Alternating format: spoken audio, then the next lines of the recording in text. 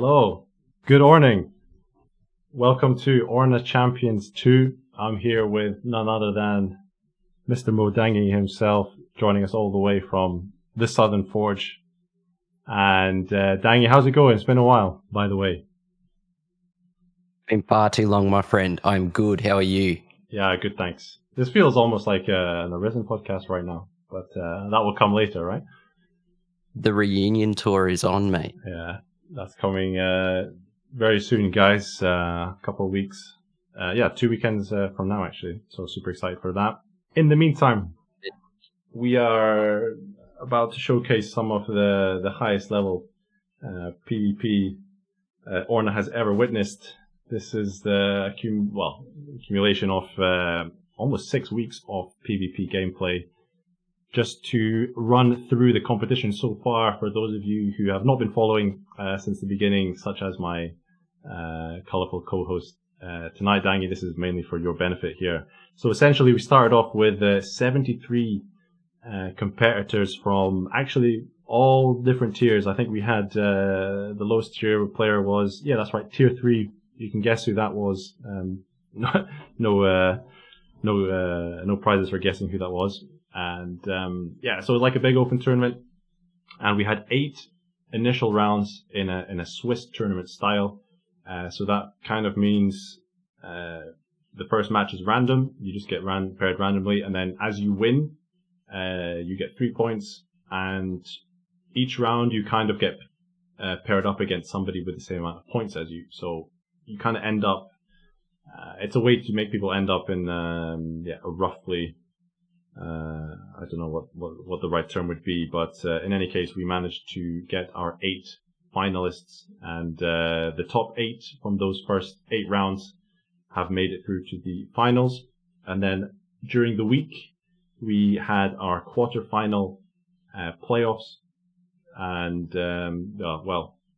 funnily enough, all the top 4 seeds won their matches from that, and those 4 are with us today.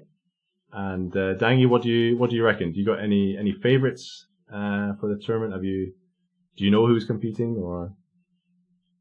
I think I do now, looking at the Discord chat. But you know that everyone's my favorite, right, Shabash? That's Of course, yeah. Dangi doesn't have favorites; he just likes everybody. Now this is interesting, exciting. I had to Google Swiss tournament while you were explaining it, but. This is impressive stuff. I am glad that through your preamble you did use the language of coloured commentator here, because I think that is what I would probably more likely provide tonight. I'm going to count on you for the expertise. That's exactly what we need, Dangi. Thanks very much. And okay, basically what's going to happen, we're going to run into our first semi-final match. We're going for a best of 5 format in both games and sets. So first set, each set is going to be first to 3 wins, and you need to win 3 sets to continue. It's single elimination, it's knockout. We're going to have 2 semifinals. We're going to have our 3rd place playoff with the losers of both of those first semifinals, and then of course we'll have the grand finals. And it's a pretty awesome prize, I reckon, for the winner. Dangi, so I actually have to thank you first before we get into that. Kind of a collaboration there with Northern Forge, allowing us to have a in-game title as first prize. So one of these 4 players will end up with that. Thank you for that, by the way. Okay. So the schedule is rough. The minutes are approximate. The games might last 5 minutes. The games might last 30 minutes. We are not 100% sure. And so we're going to ask our first 2 semi-finalists to actually prepare and get ready, if they are ready, of course. That should be Ratakor and S2IVI. Ratakor. Actually, what's interesting, Dangi, I don't know if you noticed from the profiles that every single one of our finalists is representing a different faction. Right. What are the chances of that, hey? Because there's no real advantage to be gained by being in any specific faction in this sort of contest. So that's pretty interesting. Is Ratakor in this chat too? He's in the text chat, but not necessarily on the call. His connection is quite bad, actually. He is living in France, so you have to give him some leeway. Apparently, the connection is bad in France. So. Hey, mate, I'm in a shed in Australia, and I've got internet. So, keep forgetting that you live in Australia with some old school internet. So this is awesome, man. So how's this working? Okay, so basically, one of the guys is going to have to share their screen on Discord, and then we're going to capture it. I'm going to screen capture that. So the guys are setting up, I believe. So I actually faced 2 of the finalists, interestingly enough. I did face Ratakor. Right. Ratakor hasn't actually lost a game, so he has to be a favorite. And pretty hard-hitting Deity Swash, mostly. I'm not sure if he played any other spec or build, to be honest, but he decimated me in about 6 turns. I think all of our fights lasted 1 turn, I think. Wow. So these guys aren't locked into and to ask questions that are probably answered throughout the life of the tournament, but they're not locked into a certain class or a certain specialization. They can utilize or pet even follow. They could use whatever they want. Yeah. So actually, for an individual set, you're not allowed to change, but you can change build in between sets. That is the format. So, and you can change completely. You can change pet, build, class, spec, gear, everything. Amity. Whatever you want. Yeah, right. Okay. So yeah, it'll be interesting to see. And of course, actually, all of our finalists are, unsurprisingly, level 250. And I do expect to see a certain amount of build swapping in between sets, depending how the things go. The other person I faced actually in the initial Swiss rounds was JustFold. Actually, I need to give a big shout out to JustFold because he is also handing out some of the summoning scroll prizes as part of the purse for the win. And you know how it is, Dang. He's going to save me roughly, I don't know, maybe half an hour, maybe 45 minutes of actual summoning time. Button pressing. Yeah, button pressing, exactly. That's very kind. How's that? No, 100%. After he actually reached out to me ages ago after the first Orna Champions we did. So that was actually quite a few months ago now. And, yeah, wow. He actually helps a lot of people out and shit like that. So he's going to be a favorite for me as well. Yeah, no, a great guy. So we're rooting for him, so he doesn't have to summon as many. He gets to keep his scrolls. Oh, that's awesome.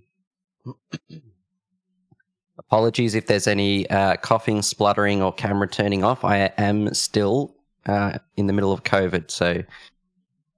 Oh yeah, I forgot you got COVID, mate. Yeah, hope you're recovering well.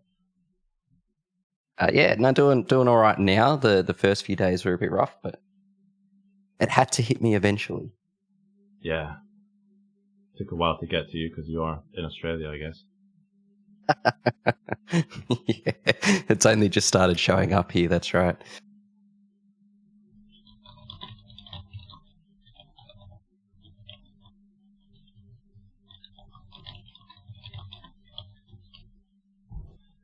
Can't believe it's almost August, mate. Really excited for what's coming. Holidays. There is so much on. Yeah. But August is going to be pretty special. Yeah. For a few reasons, no less. Yeah. Oh. Yeah. Big announcement next week. Yeah. And then and the new event for the whole month as well. So, really hyped for that. And the podcast, mate, the biggest news of them all. Yeah, coming back. Yeah. And the podcast, yeah. Absolutely. Can't remember when the last time we did it was. February or something? Yeah, Feb or January, like 6 or 7 months ago. Okay. Been a while. Yeah, been a while, yeah. All right, so speaking to the contestants, we're just waiting on Ratakor to get ready, finish his build. S2IV is ready. And live PvP is getting taken out as well, Dangy. I guess it's understandable because whenever you're in there, I think across all the tiers, it's very rare you actually find someone else in there, right? Yeah, so I think the logic behind it would make a lot of sense if you explained it to anyone. You imagine that a new player boots up the game and then goes to PvP because they're that way inclined and they see one person in the queue. They may think that the game's perhaps not very active. It's not. It wasn't really hitting the mark. I know that there's like a subset of people that have an appetite for it. Funnily enough, this was going to get canned a couple of weeks back, but your tournament was running and we wanted to make sure that the tournament kept going without flaws. The challenge and ally will remain though, so you should be able to run this sort of stuff that way if need be. The aim isn't to abolish it forever. It's actually to try and work out a way to replace it with a system of like in-game tournaments, that sort of thing. No, that's something that's a bit more structured. All right. Well, we'll talk more about that later on, but I believe we're now in the fight. So here we go. This is the first semi-final. Ratakor against S2IV. Deity versus Deity. You've got Ratakor on your left-hand side in the old Ceres sprite. And yeah, so actually I did ask them to check the amities at the start of the fight, so we could check that for you, but we'll have to go with what we can see. Ratakor recovery and cost, I believe that's a legendary amity, and the other affix on there is 40% critical effectiveness, which is pretty huge. Dang, I'm not sure if you faced anyone with that, but the damage output on that thing is insane. Oh. Yeah, I imagine for these spells that they're using, mainly a lot of Ultima from these deities, I guess. Well, really interesting you say that. Work. When I faced Ratakor, he was swashed, so obviously no Ultima there. Ooh, okay, but he's definitely focusing on magic this time. Magic Sword 4 comes out. Got stun immunity. Ooh, not much damage. Yeah. Yeah, they're both going for severe buffing mechanics. Here comes the Ultima from Ratakor. S2IV has one turn. So we're on board with S2IV, in case you are wondering. That's why we can see his skills. Joining us all the way from North America. Some damage coming out. Ooh, big crit. There's that extra 40% crit damage. Oh, Ratakor that just come through for me. Yeah, Ratakor takes the first the first game, sorry. So yeah, remember it's first to 3 wins per set. Well, yeah, that'll do it. I like seeing counterattack there in the skills. These skills are a little bit differently set up than the normal sparring or Kingdom War defense skills. They get to use them all their slots. It's awesome. Oh yeah, 100%. You don't need to ignore 80% of your skill slots, so you're trying to focus on one of your skills. Yeah, you want to be... I face the same thing. You want to have a lot of skills for just in case scenarios. Just in case he's on second chance, you want perfect shot or miasma to finish them off. Of course, that's pretty difficult to do if they're all deities with steadfast 2, of course. A lot of deity. Are they allowed to change their skills halfway through a set, or everything has to stay locked for that set? Can't change anything during a set. Yep, gotcha. Of course, you can change afterwards, but yeah, during a set you're locked in. So yeah, we're kind of seeing some buff builds from both sides. Yeah, what did you notice, mate? It's interesting not to see like Air or Kara slotted. Yeah, you're right. You'd expect one of the players to perhaps, if they're going full defenses or full buffs, maybe to lean into that a little bit. Yeah, I took Kara for sure on my defensive tanky build, let's say. Didn't affect the outcome on that fight. I think Ratakor blasted through it as swashed. Yeah, gotcha. So, yeah, he has a lot of attack. I'm sure we're going to see Ratakor play Swash at some point. He's not playing it right now. Yep. Unless, well, to be honest, we can't actually check to actually have their class build. He might actually be playing Swash with the hybrid Amity, which has just been nerfed.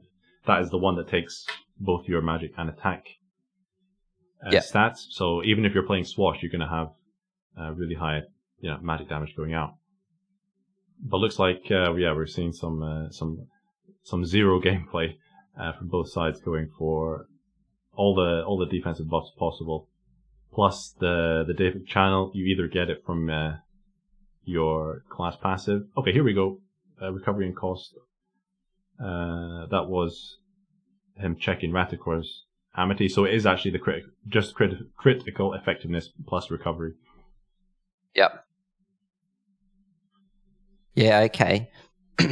Were you saying throughout the life of the tournament that Ascensions played had much effect on the outcomes, or was it player savviness was showing through? I mean, there was a couple of instances where I actually lost quite a few fights to a guy like level 230 with no Ascensions at all. Yeah, right, okay. Yeah, no, he outsped me one set, and I didn't have any immunity gear on. So he clocked that early doors after the first game, and I was just perpetually asleep, blight, burning, gotcha. Raw, everything. Oh, there we go. There's a big Ultima. So Ratakor coming out with some heavy magic damage. Kind of huge. Interesting. Yeah, actually massive hit. I don't know what kind of gear he's using. Do we get to see that at the end, or we can ask them? I'm not sure the winner is going to divulge that information during the semis. After the final, the third place and the final, we'd like to see that. Yeah, disappointing S2IV having counter but not using it on Ultima. Well, he doesn't have counter Pooman. He's got Bastion 3. Unless I'm missing. He's got counter attack 2. He's got counter attack 2 there. Right. Yep. Yeah, you actually get that as a skill now. Yeah. Beg your pardon. Okay. Yeah. So it seems like we're both going in a similar direction.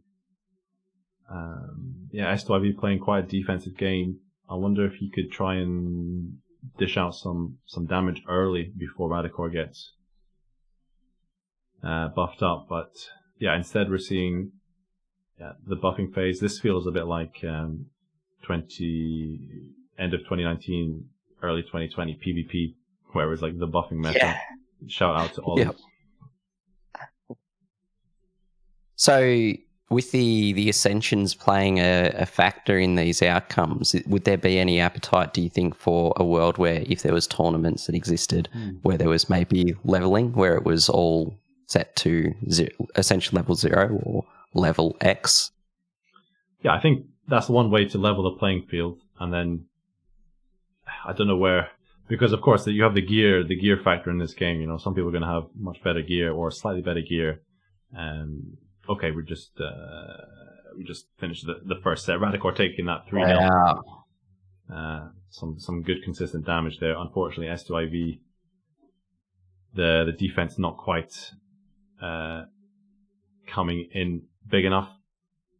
So yeah, we're sure going to have some build changes there. Maybe not from Ratakor, but I would be surprised if he doesn't change, to be honest. My feeling is you might put the Swash build on. Okay, let's have a look then. So no, Ascensions for sure. I mean, it's effectively like an extra level, let's say, and if I'm got 40 Ascension levels, and even if I'm going on a fresh 250 without any Ascension levels, I'm effectively 30, 40 levels ahead of him, ahead of them. So that power definitely does that. Yeah, that extra power definitely plays into it, and it's why I think one of the good things about the last patch, where you bracketed the tier 10 arena matchups, I think it had to be a move done, because the power difference between a fresh tier 10 and going up against Untold Atrocity or any other kind of ascended tier 11.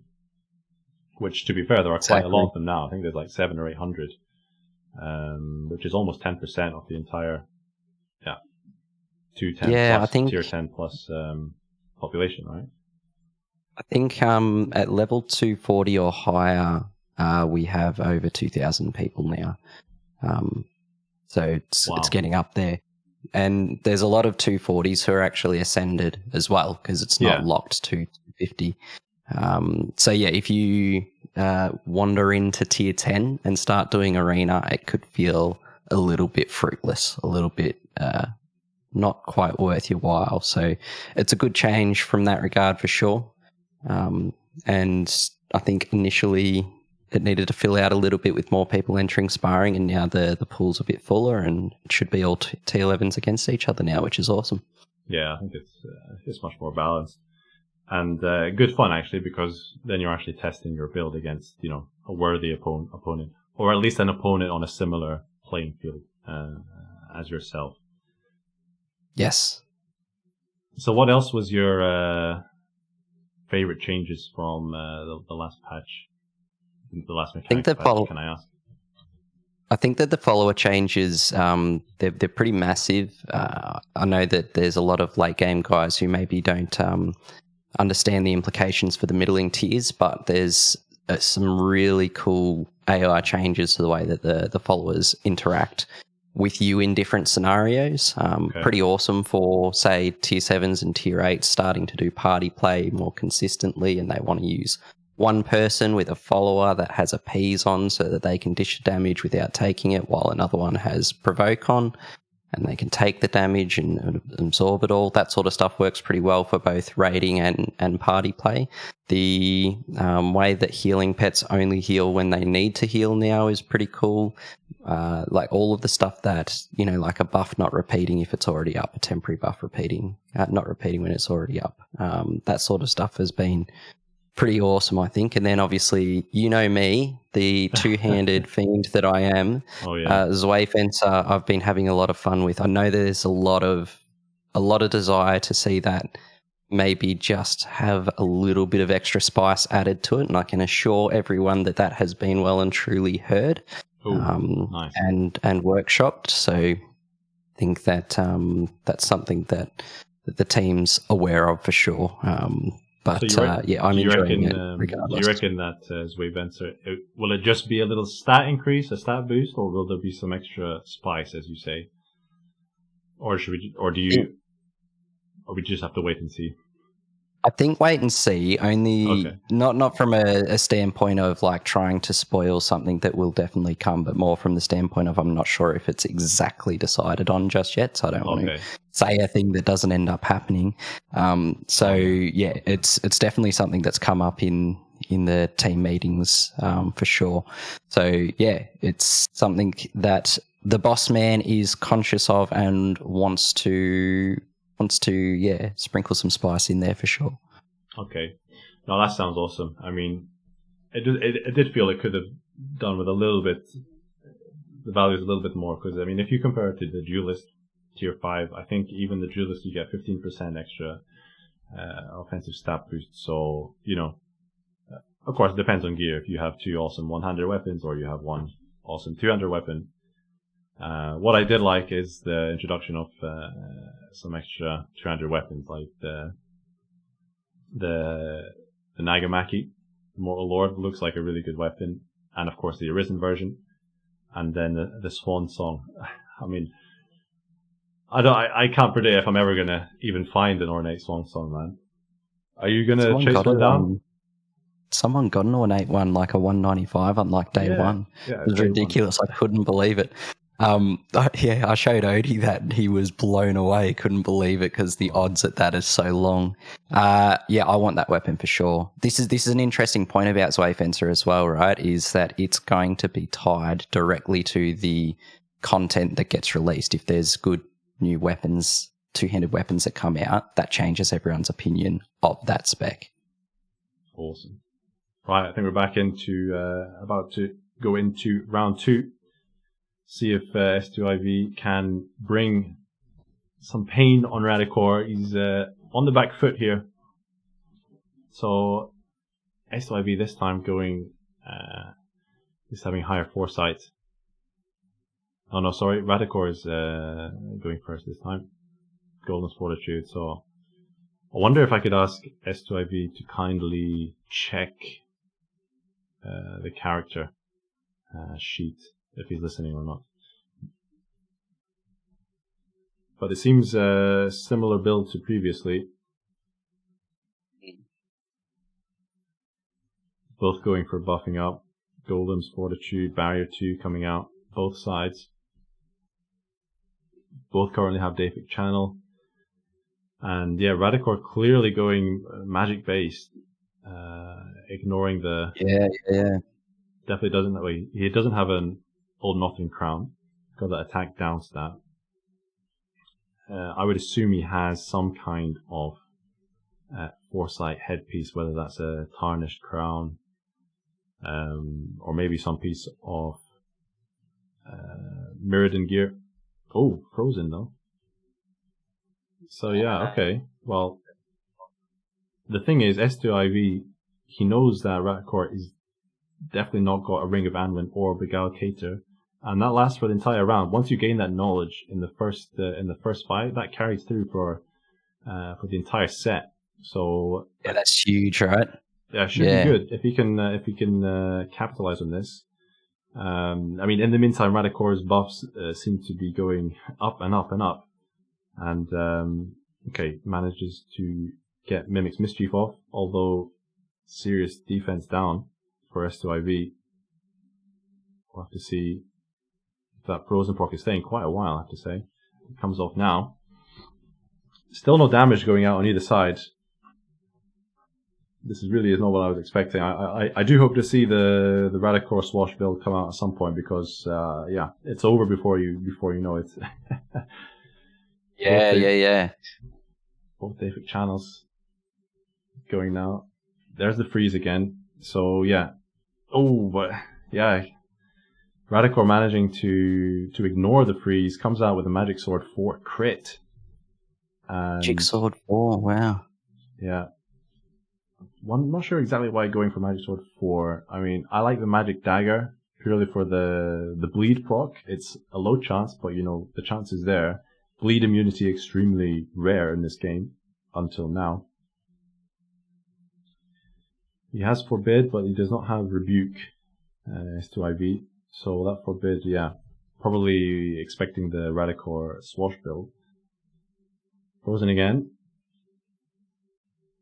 S2IV's Ultima really not doing any damage whatsoever. No. Probably just trying to wait out.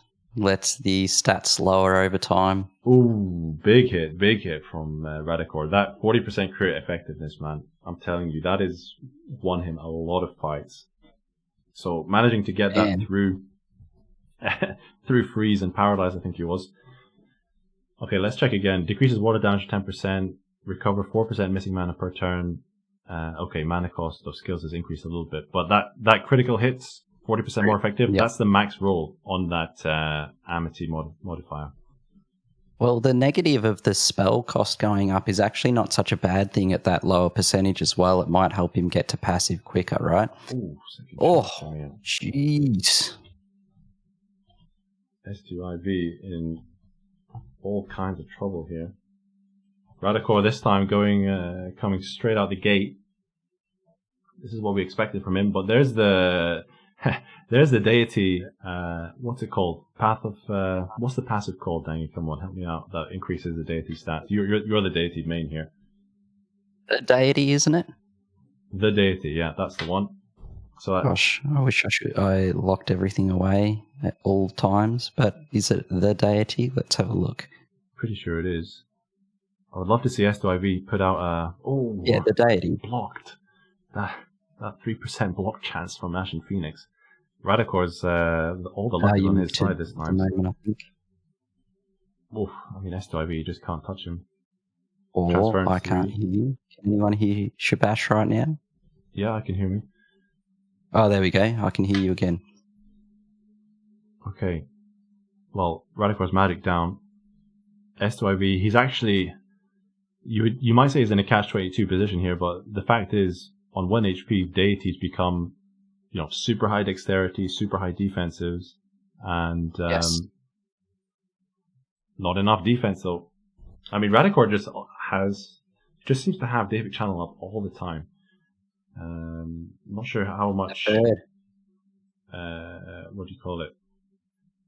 When your pet action rate. Action rate? Yeah. I wonder where the action rate's coming from. If there's that much crit as well, perhaps it's a Catvana half ferocious eyes and half blackened eyes or something. You know what? I reckon that's a good shout. He was definitely using. I know for a fact he uses an Arisen Labrys. We have Mr. Arisen Labrys with us live in the chat. Not sure if anyone's not seen your sprite, but it's a pretty cool sprite with your. You must love that Labrys so much, man. Your whole sprite is based around it. You know what's funny? When we were doing the team sprites, we Coven asked us, what do we want? And I couldn't really think of anything. I was just, I had the head in mind. And I said, look, maybe you think of something. And he came back with a Labrys in hand. I'm like, of course. Okay. I carry that thing everywhere. Yeah. Coven doing all your work for you. Yeah. My Labrys actually is absolutely loaded with blackened eyes. That's all right. Okay. Interesting. How I run it. Yeah. Word from Knight 411. Ratakor is actually running Deity Cataphract right now. The Amity doesn't have that built in, so it has to be Cataphract, right? Yeah.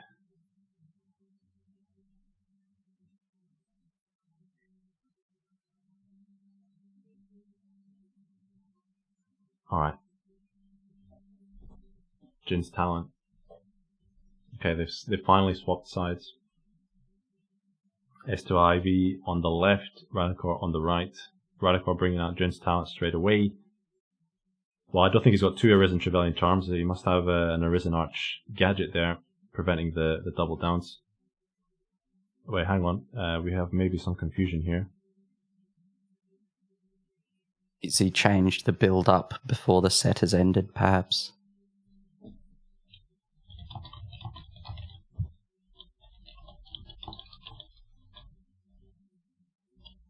Yeah, it was 2-0 in that set.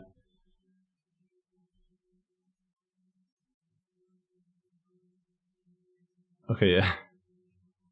Baalinor. I think, yeah, it was definitely 2-0, mate.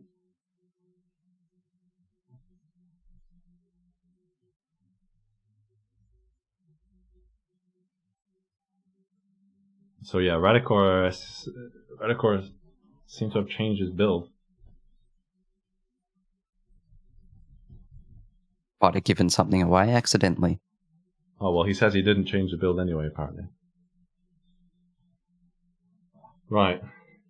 Well, I mean, these guys, everybody in the finals here are, played the game a long time. You need to trust them that we're going to slightly change build in between fights. They've played the entire tournament up to now, pretty much the same rules.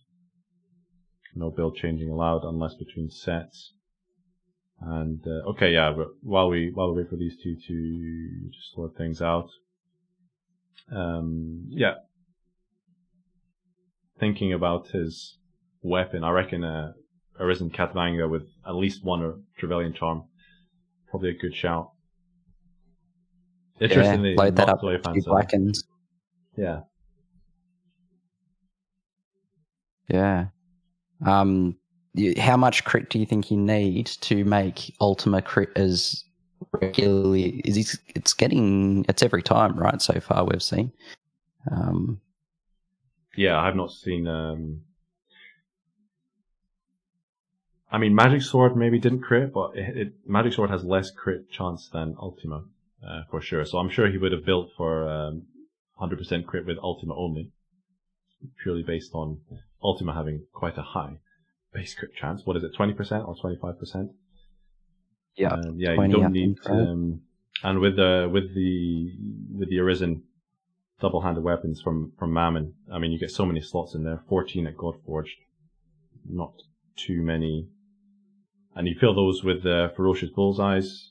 You don't need to build up the rest of your crit from many other places. Okay, here we are into fight 3, still in the second set.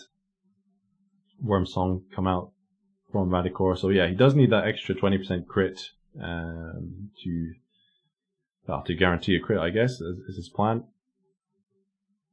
Did notice he's got Gate of Ear this time, S2IV. Wonder Saw if we'll that see before, but I didn't call it out, just in case it was part of the strategy. Because I'd noticed it hadn't been used yet. Apologies, that's a very good point, Danny. Thanks for reminding me. Might be, I mean, without a third party, viewing, viewing, we are kind of stuck in somebody sharing their entire fight screen. So yeah, we do have, of course. I mean, if he has the stream up on another screen, of course, he'll be able to see his skills anyway. Exactly. Yeah, exactly. Oh, counterattack too. Now we're going to see some counterattacking, perhaps. Yeah, that's quite interesting. I want to see the Amity being used. If there was one that had that dished out a little bit of extra counterattack damage. Ooh, yeah. I'm not sure if Pooman has that Amity, because he was using counterattack a lot during the tournament. Actually made it to the 5th seed. And there we go. Wow. Ratakor is taking the second set, 3-0. And S2IV needs to come up with something.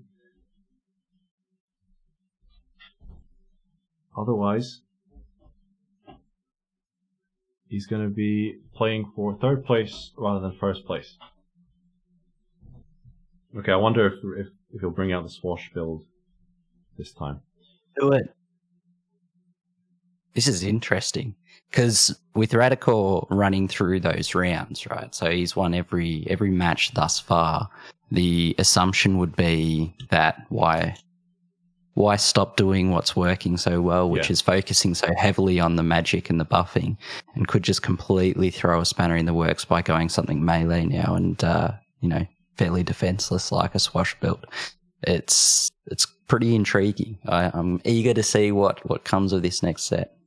Yeah, if it's not broken, don't fix it. But, at the same time, you would expect your opponent to perhaps change his build purely for the build that you've just won 2 sets on. Bit of cat and mouse. That's why I quite like having the build changes in between the sets. I don't know if you've played much live PvP, I've come across quite a few times where you fight someone, you're in there, you find someone, you go a few games, one person gets the upper hand, and then all of a sudden, instead of having immediate matchups, you got to wait for like 30 seconds, 45 minutes. They come in, they've gone and changed their build, they come. Either they change, now they're going first, for example, or whatever you're doing before doesn't work. They've changed against that. So you play a few fights, you don't win, you're like, go change my build. Now you've got the upper hand. And good fun. Yeah. I could imagine in this sort of scenario right now, right? If I'm in this competition and I'm thinking, God, I've just lost a few in a row. He's got to change it, right? So the build's going to change. Okay, it's going to go melee now. And then start to psych myself out and go but he'll think that I'll think that he's going to change the build. So maybe he doesn't change the build. Yeah, exactly. I mean, power of Deity, it's so flexible. Actually, I think for a long time, Deity was kind of left, not ignored, but actually ignored. I think there's been a lot of change since the Gilga change. A lot of people have kind of switched towards Deity, and obviously a prominent member of the community such as yourself playing Deity, putting it out there, showing the power. We've definitely seen throughout this tournament, but also in a lot of PvE content, Deity seems to be definitely flavor of the month for tier 10s. It really can do it all.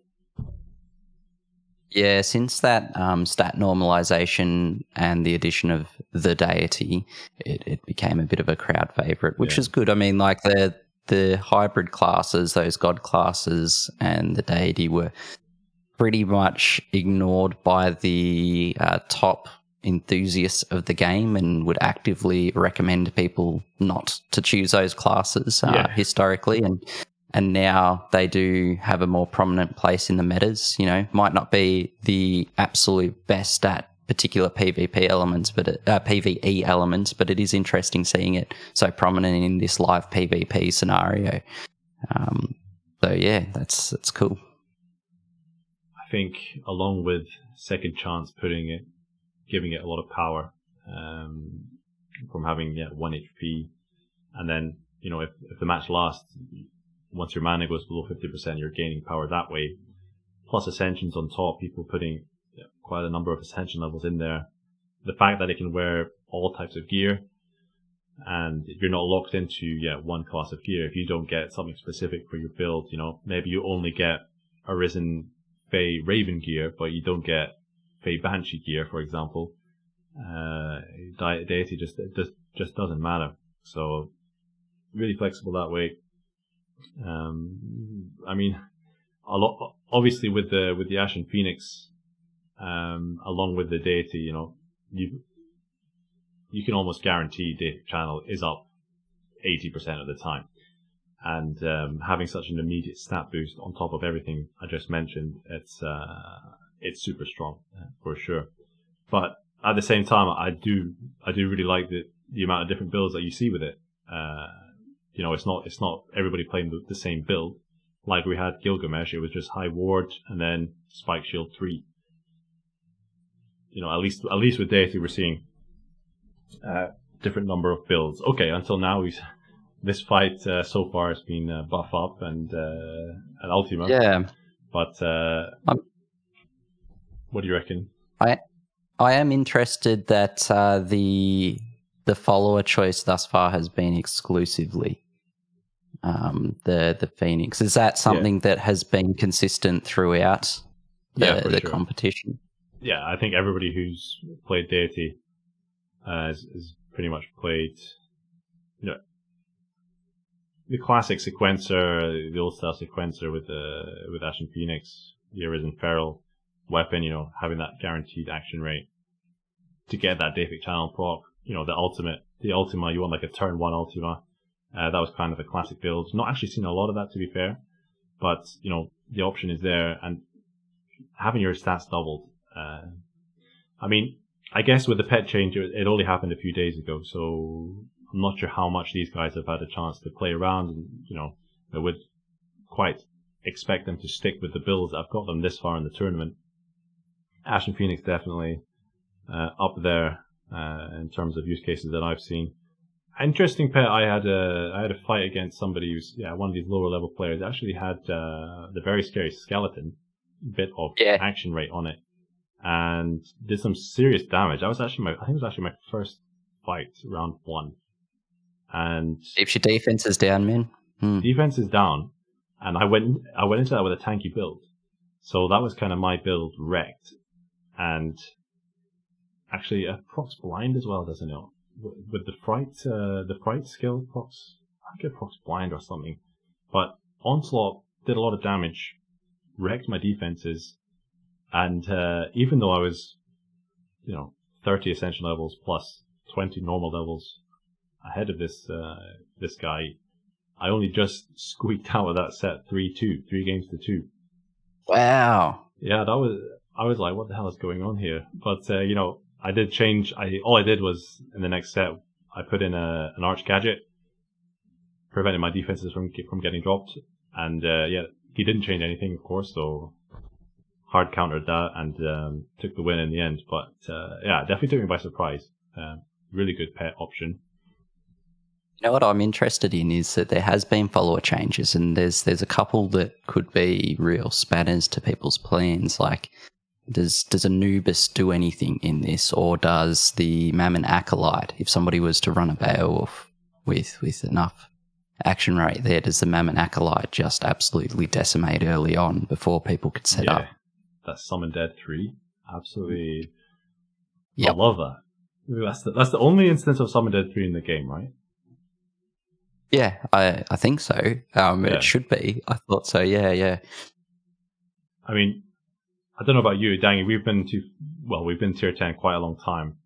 I certainly remember a lot of fights getting destroyed by Mammon Acolytes. Probably back in the days when fighting mobs was a bit more common than purely bosses. But I remember quite a few gauntlet fights, for example, were ended by Mammon Acolytes. Back when there was only one loss allowed.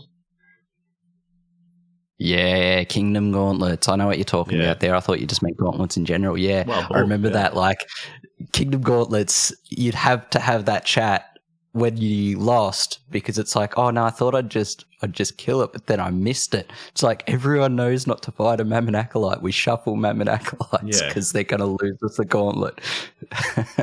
Yeah. Endless dungeons as well, man. I was always just terrified that I'd miss a Mammon Acolyte. I mean, you're one of those mobs you actually consider putting a sleep dart on or a stun dart before, and just hope they don't run through it. Because, especially Zerk ones, because if they hit you, you're, it's goodbye, good night. So, I mean, I saw some big numbers from, these high Ascension Beowulf players. They were testing out Mammon Acolyte day one when the patch came in this week, and I was seeing turn 1, 140k elementless damage, by the way. So see, I don't even know if you'd have to be ascended to use this. You could not be ascended and still win a fight, I would imagine. Well, Beo's Ascension, does it not work? You'll have to correct me if I'm wrong here, but I know do Ascension levels on Beowulf give straight pet stat boost, or is it only when you start to lose health? That's a good question, actually. I did think it was just a stat boost, but perhaps it only kicks in when the passive is in play. I thought it was just a stat boost. That's where I was at. But I mean, there's an Amity out there that gives plus 15% pet stats. So you could have one of those equipped. You could have a feral hood on with another. Is that 15% as well? Then Fey Chimera chest, Fey Chimera legs for 10% each, and a bit of action rate on them. And then, a couple of Freya's charms, a few feral things, a couple of dooms, and you might blow something up on turn 1. I mean, the Amity's there, you get follower stat powers. If you also get something with a Garrison Amity that gives you immediate ward turns, so you start... Yeah. The good thing about that is it gives you 50% absorption as well, straight off the bat. So, it's maybe a bit early for us to see some really amazing PvP-based Amities, but, it's been a couple of months already, but do definitely expect to see that in subsequent tournaments, people with hyper-focused Amities. Okay, we have Ratakors ready. We're just waiting on S2IV. This is going to be the third set. We might have something right now. Okay. Well, there's a challenge coming out from S2IV. Okay, so interested to see what S2IV can do here. Has to win this set, otherwise. Oh, there we see some changes. Now S2IV going first. I'm like a minute behind you, I reckon. Okay, well, Dang, you could watch the stream. You might actually be. Oh, there we go. There. Yeah, we got the. Yeah, I am watching the stream. It's it's. Oh, you mean on Discord? Yeah, you could watch it on Discord. Right. Gotcha. Okay, gotcha.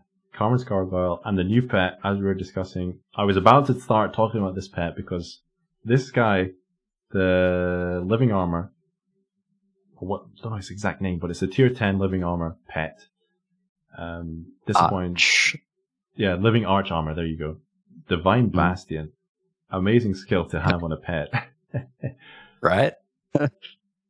What was did you have any input in that? Did you say, oh, I need Divine Bastion on my deity? Can you put it on a pet, please? Or no, this guy is just a creative genius that has stuff stacked in both his brain and I guess hard drives for months at a time, because we were talking about this for so long, and then one day he just said to the team, oh, all the follower changes are here, and we look and there's like this monster list. I'm like, whoa, geez, okay. So we definitely talked through some of the themes, like putting defensive stuff on certain pets and offensive stuff on others. But yeah, I reckon, this art Living Armor. Because, I reckon all the living armors... Oh, by the way, there's Petrify. Oh, Petrify. Right, let's see how long it lasts. S2IV... Oh, blocking the burning as well. Going for a dot bill, that's not something you see every day. Ratakor's sitting there with just under 40,000 health. Divine Bastion's not going to help him with that. Rot as well. Oh, I wonder what other procs you can do. What a good combo, right? We've got Divine Bastion set up there to be really defensive, and there's on the other side a build designed specifically to get around that sort of defense. Absolutely. I'm not sure if he spotted the living armor come out, but that's definitely one way to go against it. So he managed to take off maybe 20% of Ratakor's health there. One thing I would say, we might be in for quite a long fight if this is the plan. Wisps heal 2. There's the Petrify again. Steadfast 2 not doing much for Ratakor this time around. I did say he was quite lucky in some of the earlier sets, but now luck seems to be turning. Now, S2IV, he needs to keep burning. Burning is the main damaging dot there. Does a lot more damage than Rot. Not sure what else he can proc on him. Try an Ultima, I guess. This is a time when if you have something... Bleed. Well, yeah, Bleed... Again, Bleed doesn't do that much damage. Okay, now's the time. He needs to damage now when there's no war turns. Oh, here we go. Here we go. Living Arch Armor. How exciting is this? Not going to do much. Oh, no. Transference, dude. Okay, one more round. Oh, the burn came off. It's back on. I reckon S2IV must be Assassin. Must have it. Well done. There we go. Look at that. Well done. So S2IV pulls it out of the bag. Well, chips were down and he had to come up with something. Seems like he's come up with something. Right. That was exciting. I enjoy the creativity there. Yeah, so I think confirmation there from Knight. Ratakor still Deity Cataphract, but S2IV swapping to Assassin. Definitely has some pet action rate as well, I think, because the Carmen Gargoyle, it's got quite a low action rate. He might have well, I don't know what weapon he's using. I was going to suggest it might be a weapon. The defenses. Yeah. Just going to suggest he might have a weapon with one of the stone daggers, but is causing magic damage, so. Okay, Petrify come in. But his living armor has been much more active this time. There's 22 ward turns this time around for Ratakor, so Divine Bastion going up as well. And I don't think S2IV has the outright damage output to cut through all that ward. A Divine Bastion, I think Divine Bastion 1, is it 50% damage ward regeneration? Because I know Divine Bastion 2 is 80% regen. Yeah, I don't know off the top of my head. Yeah, okay, regardless of the fact, this is what Assassin can do if you don't have immunity gear on. And really, if Ratakor, he only needed a Beguiled Cater or a Ring of Anwin to prevent this. Normally Steadfast 2 does a lot of work for Deity, Gilgamesh, and Heretic for that matter. Steadfast 2 does a lot of work in the background. You don't need to worry so much about any kind of statuses most of the time. Realm Shifter, Beowulf don't have that luxury, and you are more used to wearing immunity gear for that reason. But yeah, okay. Yeah, Ratakor, he's down about 30% health now. I wonder, 0 buffs up, probably for we've not seen that happen in the match until this point. The bleed skill, it would have helped. For sure. Bleed and Rot, it's better than both by themselves, but burning gonna be, that's a big ultimate. S2IV getting some blue damage in. Oh, yeah. And the Petrify comes out. Petrify comes out. If you happen to fluke a weapon from Final Horseman, you could maybe get a Doom on there or something, I guess. Yeah. But there's not really. This is interesting. Oh, Yeah. No, it's S2IV's Ultima against the Living Arch Armor Divine Bastion. Yeah. Comes down to action, right? Oh, the attack. Not what Ratakor wanted to see. You would think one more Ultima will get Ratakor into at least second chance. Yeah, not much you can do. There it is. Victory. S2IV, 2 games up in the third set. This build change really doing a lot of damage. Yeah, I guess miasma could have been in there. Yeah, this is such an interesting matchup. I actually still quite like the Living Arch Armor choice, just as like a magic player. Get your defenses really high, and if you are going to use magic, it has the chance to use magic sword for itself. You know, the attack chance is higher than its spell chance, but you might get lucky in the PvP scenario for it to clip your opponent. Yeah, I mean, any damage is better than no damage, for sure. Even if it's, especially even in just those cases, when it's second chance, you only need 1 damage, as long as there's no ward remaining. So, okay.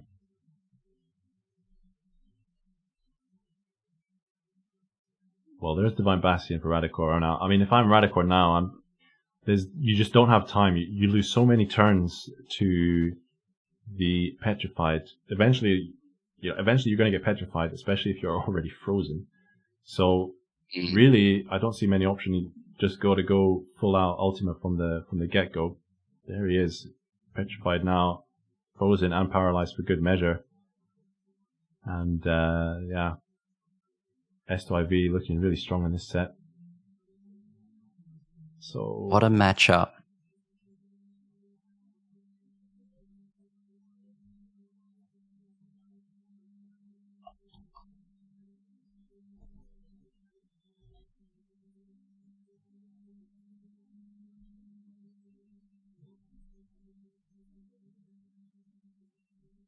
Ultima coming.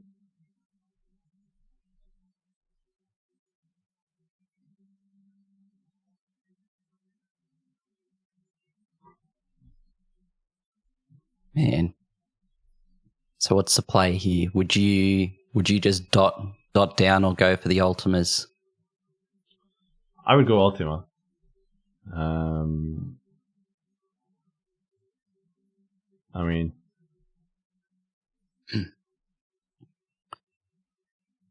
fighting against DB is just an RNG fest, though, right? Yeah. Ultima, those crits were doing 40k damage, so really you need to land 3 in a row without the Arch Armor doing Divine Bastion. Hopefully during that time you get a Deity channel proc, which doubles your damage there. I guess S2IV was a bit unlucky in that passage of play. Didn't have Deity channel at all for those 2 Ultima hits. But going back now, procking the statuses, is petrified again. Carmen's Gargoyle doing a lot of work on this so set. Good. Yeah. Okay, now David Channel procs again. Yeah, a bit unlucky. But ooh. I mean, Ratakor really all he can do is what he's doing, hitting the ultimate button. Hope that he can actually get a hit in. Oh, there it is. He nearly had it. What the hell? The counter attack did well there as well, though. Counters actually worked all right. That's what the damage was. Yeah, great point. Oh, Divine Bastion. Gets back half his ward in one turn. Pretty insane. Oh, back up to full. No. Okay, I mean, still petrified, and he's got the burning on. So yeah, this is good from S2IV. Get the transference, get the immediate damage in. If you can get that health below below 20k now, still got burning. No. Yeah, I would hit the transference button again, to be honest. Oh man, this there must be so much action rate on it for that DB to just constantly. Ooh, petrified again.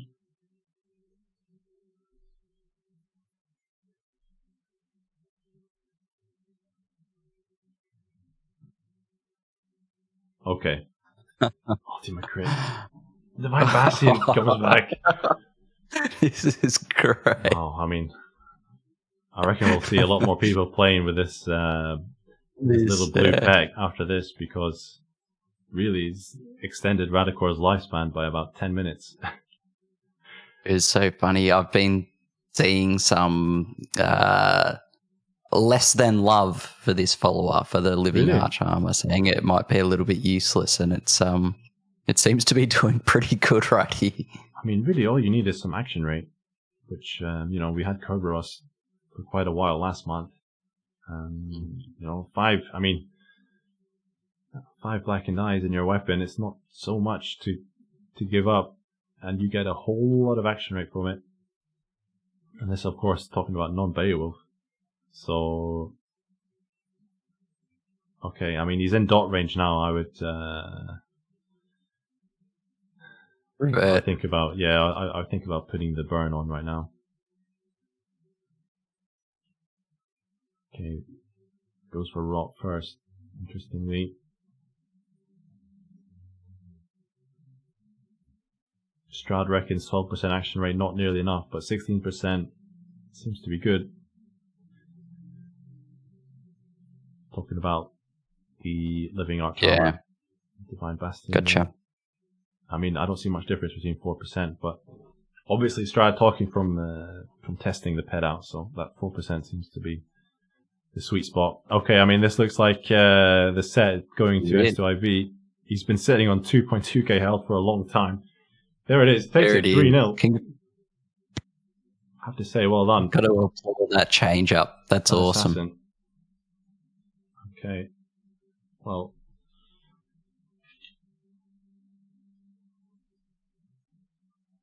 Man. Okay. Wow. Now, I reckon now might be the time the Deity Swash comes out for Ratakor, just to finish things off. Foresight will make a difference though, because the Deity Assassin there, extra Foresight going first, getting those petrifications. That was so early. cool though. That's like watching an underdog in the tennis, like they're getting beaten down for a couple of sets and then they pull it back.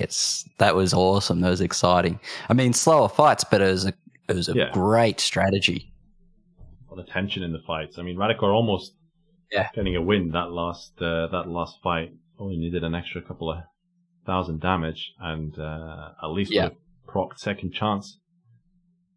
S2IV. Man, that's crazy. Really bringing it out the bag. 2-1, Ratakor leads. Ratakor, one more set before a grand final position. Started the whole entire tournament with a bye. Didn't have a fight the first round. Hasn't lost a fight since. Oh, really? Yeah. Yeah, that's funny. Ratakor's ready to go, so I'm not sure Ratakor made too many changes. Waiting on S2IV. What would you do now, Dang, if you were S2IV? You just brought a set back with an assassin build. Managed to proc, the basic elements plus petrification on your enemy. Of course, those are easy to counter, but what would you do? Would you stay as the assassin with those debuffs, or would you try something different? So, I mean, I'd go to either one of two things, I think, right? Like I was talking about the Beowulf Mammon Acolyte thing before, just because I quite legitimately think that that's a good way to shock and take over early. You want to get your damage in before people get a chance to buff up and destroy you, or buff up their defenses. That could be a way to do it. But then the other way, and my brain just went blank as I was talking. That's always useful. The Beowulf Mammon Acolyte would be one for sure. Like, why not give that a shot? Jump in there and try and destroy them. Or no, the other was high, super high defenses and status resistance. Just to sort of see how you can play with that. Maybe a bit of dex. There's a build that I've got set up which is full Arisen Fae Raven gear with Anithra's Staff and Pestilence in every slot and Phoenix Shield, and it's pretty status resistant and very, very tanky. And Dexy is the other thing. It's got a huge amount of dex, so it can be a bit of a pain in the ass to play against. Those sort of things could work, but got no idea because I'd be expecting Ratakor to probably go for Swash, right? That's what you might want to slot that Gate of Kara finally. I don't think I'll have time for it, to be honest, if uses the same build that he used against me. Don't know how much foresight gear he has, but being Deity, you can put the I'm not sure he has Arisen Merlin gear, but let's take Final Horseman Cloak, for example, only wearable by mages. Tarnished King Crown, it's a very good Swash piece, wearable by everyone. I knew he had, I suspect he was wearing two-handers with Arisen Trev charms. So I guess the boots, I know what the boots were, they were beguiled. The beguiled gear has foresight on it. Gotcha. And HP, which is great for PvP, right? A lot of HP, which of course gets doubled in PvP. So that's it's actually like 4k health, right? If you have a high tier 10 beguiled, any piece of armor, they all have really high HP on it. So an extra 4k HP in the arena, got to be helpful. Great point from Knight there. Yeah, Ratakor was ready within about 30 seconds of finishing that set. Definitely got a saved loadout in one of these new loadout slots. Mate, the loadout slots godsend, hey? Well, I think must have seen about 250 odd suggestions about them since they were first introduced. I think every time I was checking there, somebody was asking for it. So yeah, I think everybody's is super chuffed to finally have those available. It was always planned. It's interesting because I reckon since I've joined the team, I had been suggesting it internally as well, and it was always planned. But to be part of something else, and it's come now because we do hear about it a lot, and the reaction was very good. I think there's so many people who are just like, just one more slot, and then they get 6 more. I was like you. I was like, I'll probably only use 2, 3 more maybe, and they're all full. They're all full now. No, I mean I've only bought 4 extra, so I've got 8 total. And I was thinking, right, this will do for now. And then I can't remember what it was yesterday, but I was like, fuck, I could actually I had like 2 builds ready for the extra 2 slots on my round. I was like, no, maybe I'll wait till payday. I mean, okay, they're not. Funny. Yeah, I've got all these dumb sets on, like just a set so I don't have to swap everything. When I want to go God Forging things, I can just click a button and I've got my God Forging gear on. Or, I want to swap between specs. I can have 1 per spec now for different scenarios too. Like if I want to raid with 1 spec, say Sway Fence is very much a 2-handed thing, and I want to raid with something else. I don't know. Cataphract. Yeah. I mean, sorry to cut in, Dangy. I'm sure we'll pick up the extra, all your equipment slot gear later on in the stream. But apologies everybody. I've didn't realize the guys were already back fighting, and S2IV he's just lost the first. I believe that's the first fight of the second of the 4th set. My apologies, everyone. That is 100% my fault. I got really distracted by loadouts, so I don't even know exactly what build they're playing.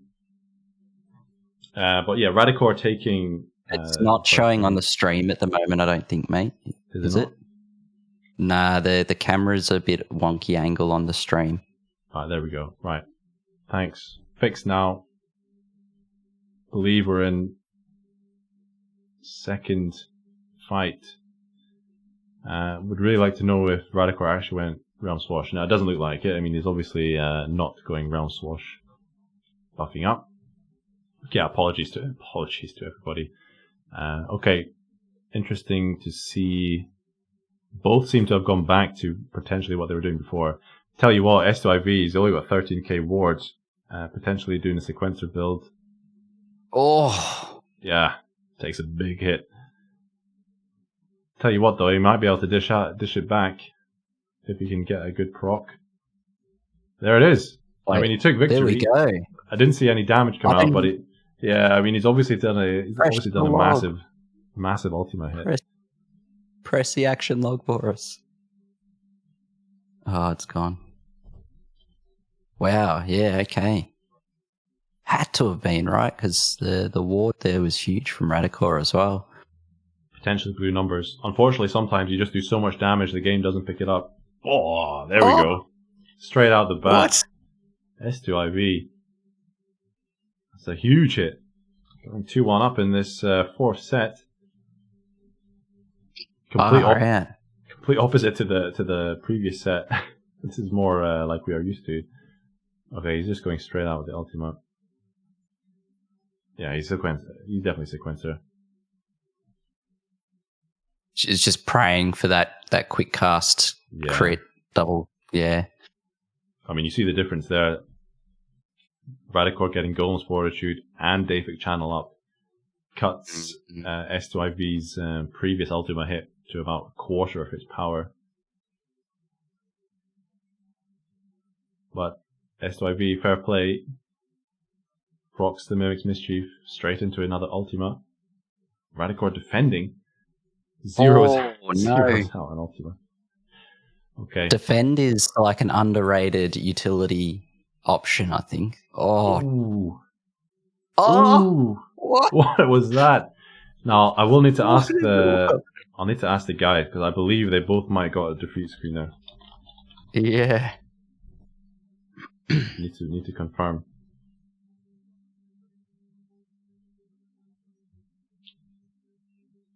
Ratakor says he got victory.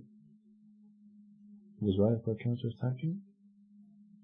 Was S2IV dotted? SIV was dotted, he was poisoned. He's just... So okay, I can confirm Ratakor got a victory screen now. Can't confirm. Yeah, so even though he did 322k or 55 damage, right? Well...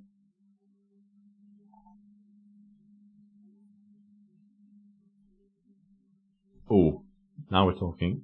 See, no Deific Channel for Ratakor, and the defense, the resistance is not quite there. That low health is going to prove a challenge now, though, right? Well, it's going to be hard. It's going to be hard just to hit him in the first place. But, I mean, he does have a dexterous weapon. Don't want to give game away too much, but oofed. Okay. Oofed. I mean, now S2IV, you know. Even when you're in second chance, you know, as Deity... Okay, I was about to say even when you have second chance as Deity, you're quite often the momentum is often with you because you are powered up. But gotta say, well played to Ratakor. Probably the hardest fight he's faced in the entire tournament until now, but he does manage to take that first fight 3-1. GG goes out. Wowee. S2IV GG. really fought well after being after losing 6 fights in a row. First 2 sets, managed to bring the third set back, but RNG really didn't quite go in his favor in that fourth set. Right, gonna prepare the second game as quickly as possible, which will be JustFold going up against Zzzzzzwtf.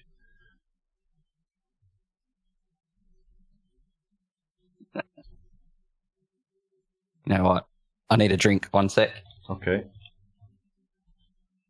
Right. Just going to play theme tune while we set up the... Oh, dang, you might want to wait until you're back on, until we get the camera back for that.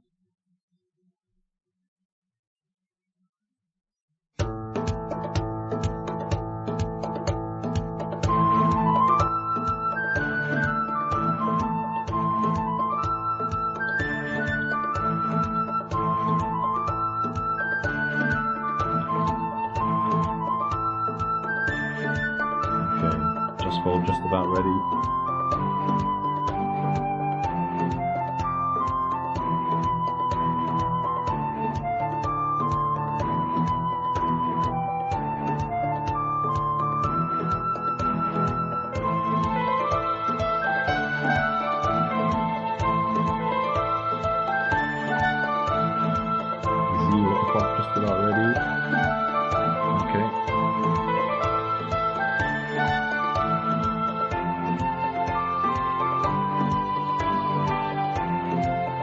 I think we're going to be on board with JustFold for this second semi-final.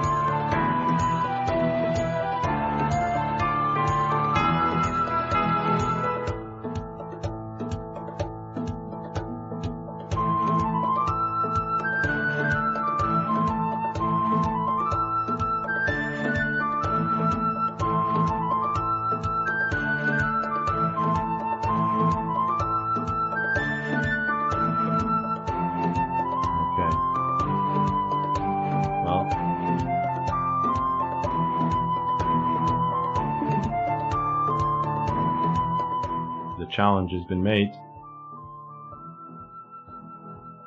Here we go. The second semi-final. JustFold going up against Zzzzwtf. Oh, Realm Shifter for Zzzzwtf now. Is it in the stream, mate? It's in the stream, mate. Didn't click the button. There it is. Okay, this is Zzzzwtf's Amity. Positive status effects will last 40% longer. Didn't quite catch the second bonus. Maybe someone got a hold of it. Okay, increases fire resistance by 30-odd%. Thank you, JustFold. Okay, we are on board with JustFold, who is the green Arcanic sprite on your left, Zzzzwtf, with the classic Realm Shifter sprite. Essential level 42. If JustFold is playing Deity, I reckon he's around Ascension level 30-ish. Both players actually on Raider builds here. JustFold playing as Deity, Zzzzwtf playing as Realm. I wonder if Zzzzwtf actually watched my video where I disclosed the fact that after my JustFold match, I said in the video I would have played Realm Raider and copied his build. Now, I guess benefit or unfortunate position for JustFold. I'm not sure if these players actually fought during the actual initial stages of the tournament, because Realm Shifter with that high tenacity versus I tell you what, JustFold with some damage coming out. Yeah, forget it. Forget Mystic Feather. No need to worry about that. JustFold taking the first fight. 1-0. Crazy. Battle of the Raiders then. Low HP. Yeah, Realm Raider can be a super defensive beast, right? Once it gets down to 1 HP, you barely hit it, and when you do, it's tanky. Problem there, Deity has a lot of dexterity. You know, Mystic Feather should take over at some point. And yeah, you just got to start hoping for a hit. Tankiness prevails as well. I mean, both with the Ashen Phoenix again, by far the most consistent pet we've seen throughout the entire tournament, for tier 10 players at least. Okay, well, there's a poison proc on JustFold. Bloodshift coming out from Zzzzwtf. He would have loved to have, I reckon, the dot on it still. Yeah, but okay, I mean, for sure he must be setting up some kind of big crit.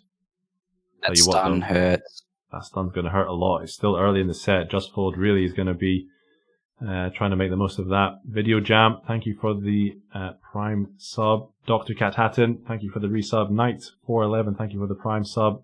Pooman, jarlpooman, thank you for the Prime sub. Everybody, thanks for the follows and stuff. Hope you're enjoying the stream. If you've got any questions for myself or Dangy, or indeed the competitors, please write them in chat. We've got people ready to answer. In the meantime, David channel procs for both players, but I would say the advantage lies with JustFold just now. He's got a stun on him, and really, we saw 17k come out in the first fight. Doesn't need much more than that right now.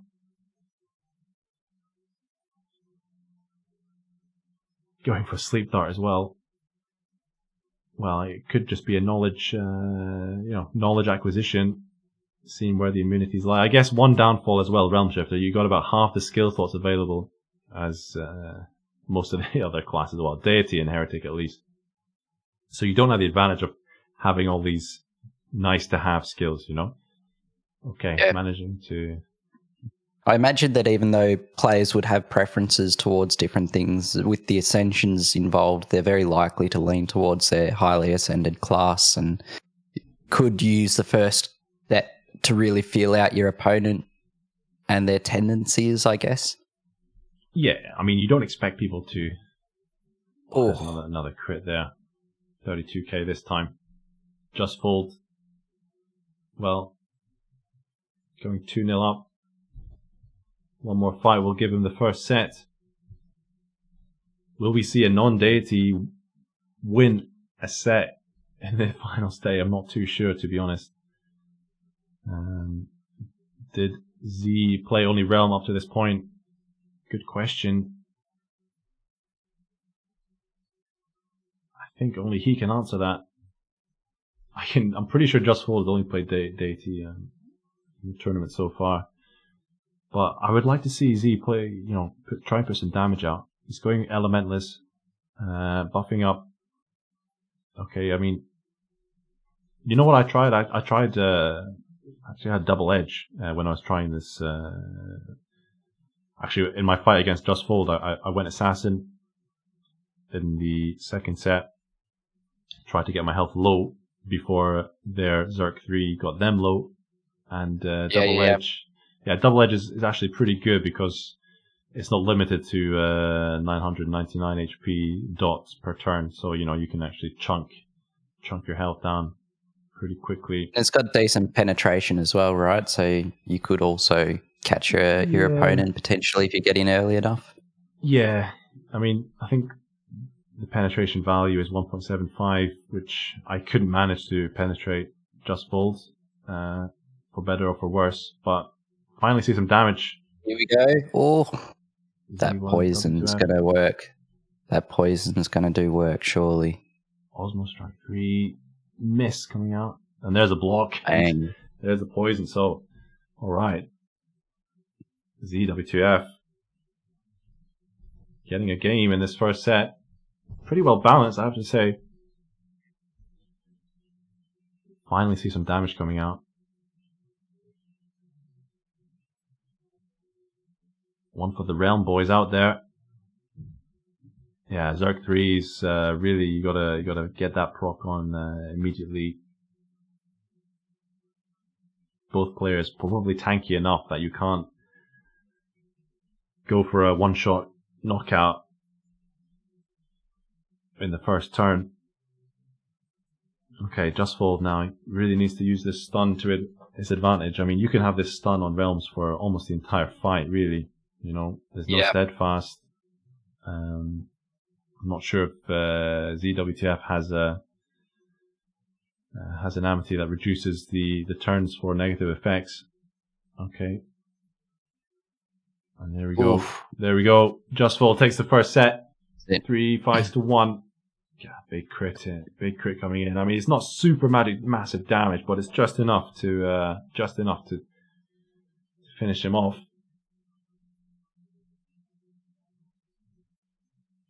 And waiting to see somebody with Realm with a full status protection, full Phoenix gear, Phoenix shield, couple of Naganine charms. The thing, well, you say that, Dangy, but the thing is, Realm doesn't start with anything. He doesn't start with Steadfast 1 or Steadfast 2 or Steadfast 3. Not even Steadfast 0. So yeah, but you can get it quite high. So if you have full Phoenix gear, 8% per piece, including the shield, and then fill it with Pestilence, and then 2 Nag Charms, which are 8% each as well, you can get it up to 100. So it's pretty interesting. But what's I the mean, weapon you need? Weapon would be your choice, right? Might be an Arisen Babkatha or whatever. Yeah. Oh, Pestilence is only armor, right? Shows you how. Yes, Pestilence is armor. Okay, yeah. This is actually where my knowledge breaks down because I've never bothered using it because I've always had immunity.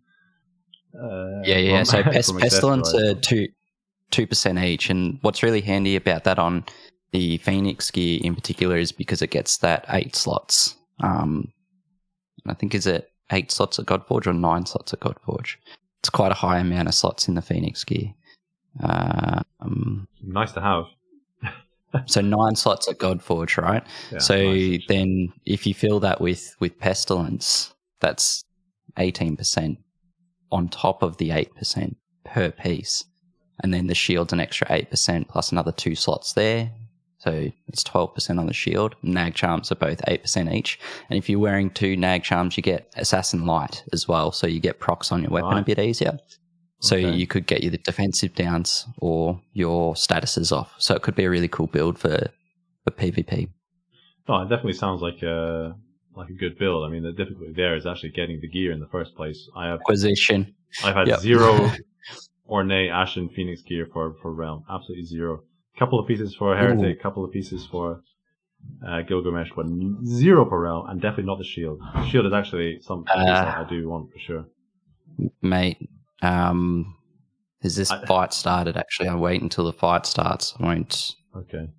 Don't believe it started yet. No, cool. All right. I didn't want to do my thing of talking over it. I got a shield very recently. I know you've killed a lot of Ashen Phoenixes, by the way. An absurd amount, but I got a 196 shield recently and God forged it very quickly, and it's got the Pestilence in it. But I've got 200% Garb for Realm as well. I've got legs. I don't have the head yet, but I am using this very build to raid with Realm Shifter, full status protection. Nice. And it's juicy. I guess a beauty of Realm is sometimes you just ignore statuses. You know, you just say, all right, I don't care if I'm burning, if I'm stunned, if I'm asleep, doesn't matter. I'm just going max damage. Yeah, by the way, this stream is not sponsored by Blue V. Not yet, anyway. Danny, come on, you got to sort out the podcast. Yeah, send them a message. By the way, this is the shed reveal. You know, we talked about me doing up my shed a year ago. Yeah, not quite finished behind me, but yeah. Well, we'll save that for the podcast, mate, because we're going to dive into the second set. Let's do it. Sorry, I think he's ready. Hey, what about filtering for allies? Is that a feature coming on the way? Is that a feature? I don't think that's been a thing that's been talked about, at least high priority wise. We have like a big list of things that are just sort of sitting there for when the time is right to focus on some of the smaller things. Understandable. But yeah.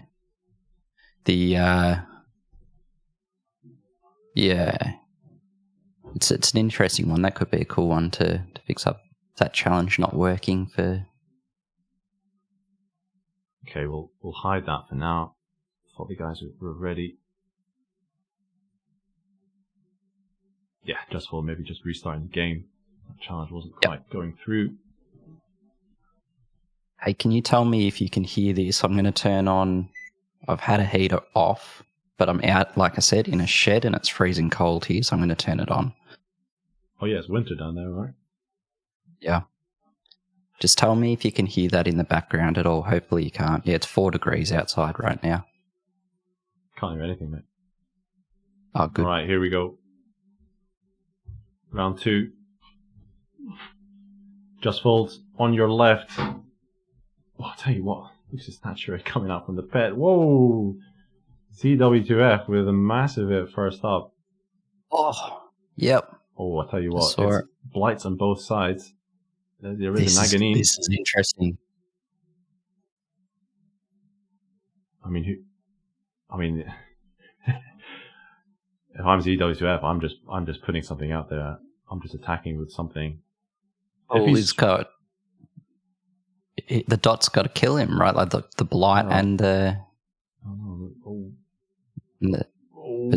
berserk. Oh no! All right, Mystic Feather. Oh no way! The Phoenix finishing him off. No way, man! Phoenix doing damage.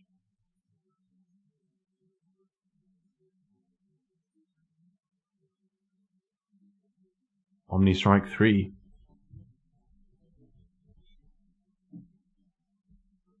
Oh gosh. Strike 3. That's crazy damage. Well, I'll tell you why it's high damage, mate. It's because ZWF is playing Realm Swash.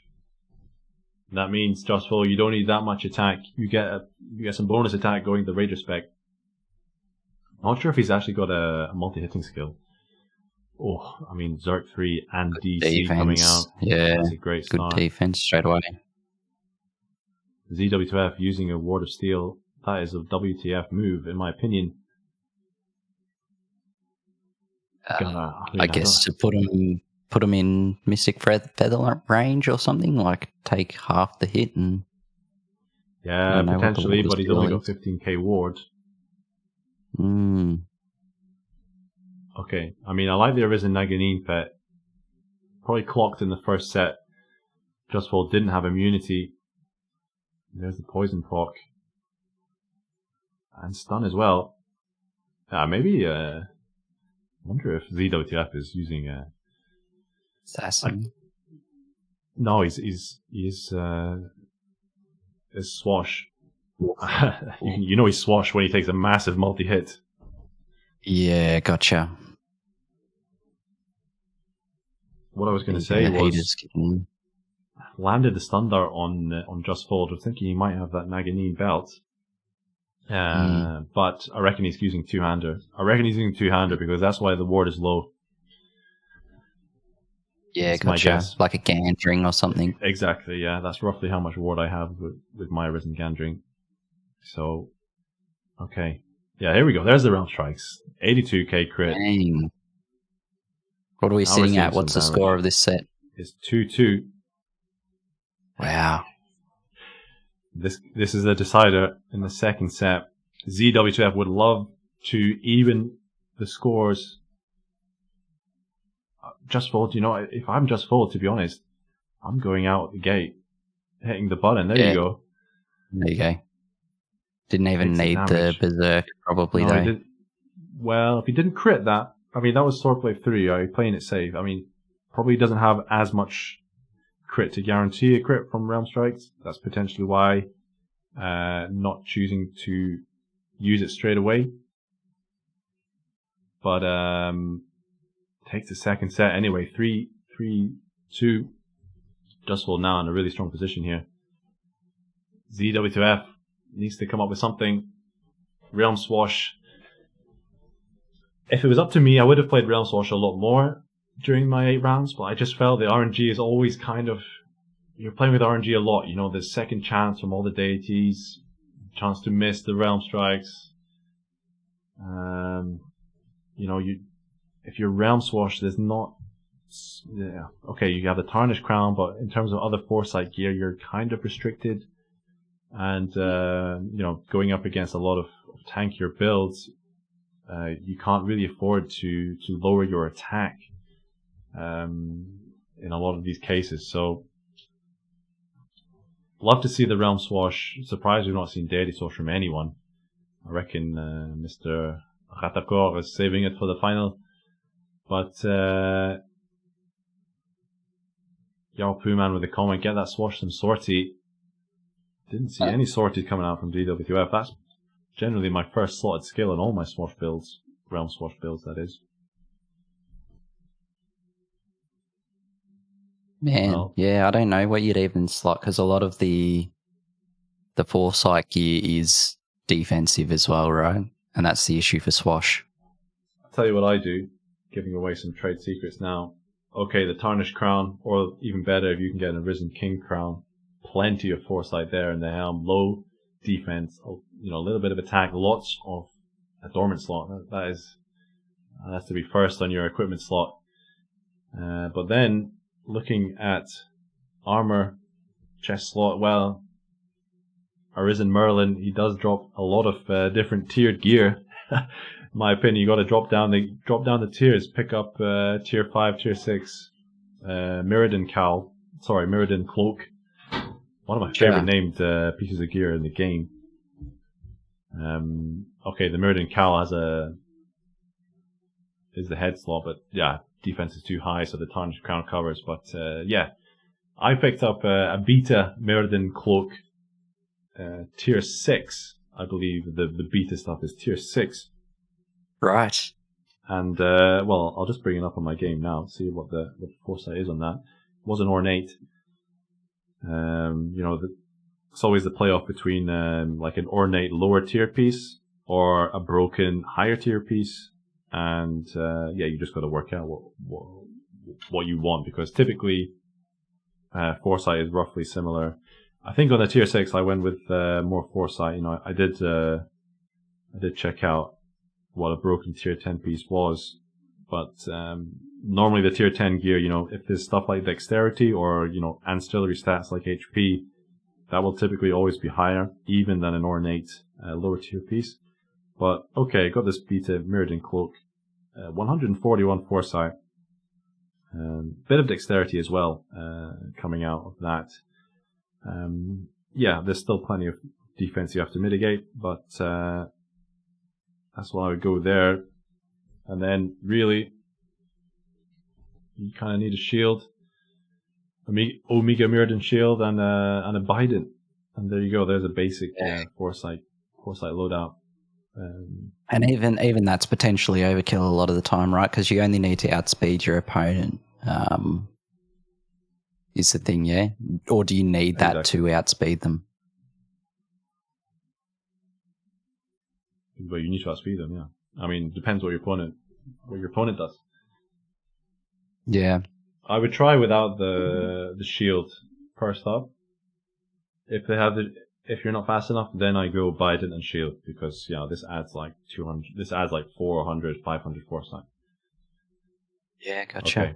All right. Well, Zzzzwtf. There it is. There is the garrison style Amity I was mentioning earlier.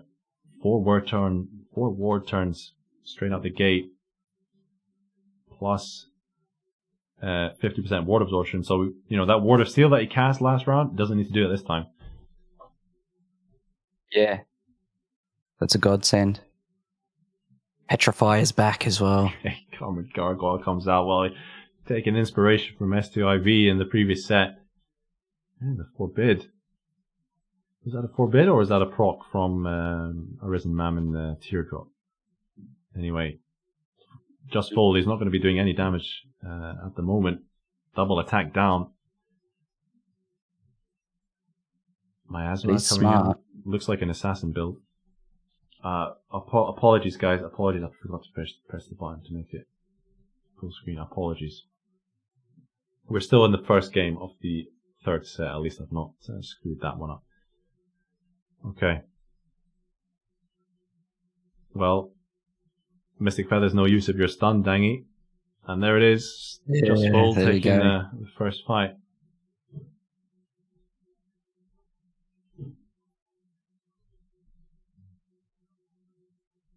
Yeah, well, Realm's not having a very happy time of it in the tournament so far. Jeez. So Forg said that he ran 1100 foresight in the tournament and was often not acting first. Yeah, 1100. I mean, this is roughly head armor plus a weapon and maybe a shield. Depending on the foresight of those gears. My max realistic Realm Swash foresight number was sitting around 1350. Yeah, right. Anyway, Stun coming out again for ZWTF. Petrify not breaking through. Deity Raider, Realm Assassin. This stun is brutal. Yeah, I mean, well, not proccing this time. No, JustFold with the sleep immunity. Lost a lot of his, a lot of the buffs and debuffs there. DWTF proccing that Forbid. And, well, now's the time. He needs to break through the stun and just, put a sortie into JustFold's face or something, but, Swordplay 3, nah, there's not enough. Yeah. Would love to see a sortie right now. From ZW2F. This stun's just the killer though, like, yeah, it's gonna be over, right? Well, it's gonna be a hit and hope. Hit the button. Oofed. Oh wow. Yeah. Wow. I mean, he zeroed out JustFold, but Lucis Nature 3. Tell you what, there's some penetration on that skill from Ashen Phoenix. Yeah, okay. Okay, yeah. Yeah, no, yeah. I have actually seen it clear out the last enemy of a floor on in party play before if there's one remaining. Yeah, bit of extra damage just when you need it. JustFold, he's one win away from a spot in the grand final. They'll have a lot of people cheering him on. ZW2F, by the way, the pride of South Korea. Oh, is that where they're from? Okay. Yes, sir. I might be heading over there at some point in the future for work. Oh, awesome. Man. Okay, well, in the position again where ZW2F, he has no buffs up. Focusing on debuffing JustFold. Hey, Ashen Phoenix is doing all the work in this set. Man. Yeah, this is so interesting that it's two melee versing each other when we had the magic before. It's all going to come to a head soon enough, right?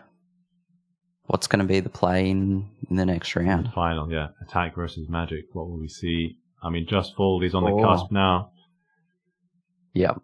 I mean, if he hadn't used Gunner there, the Phoenix might have finished it off for him.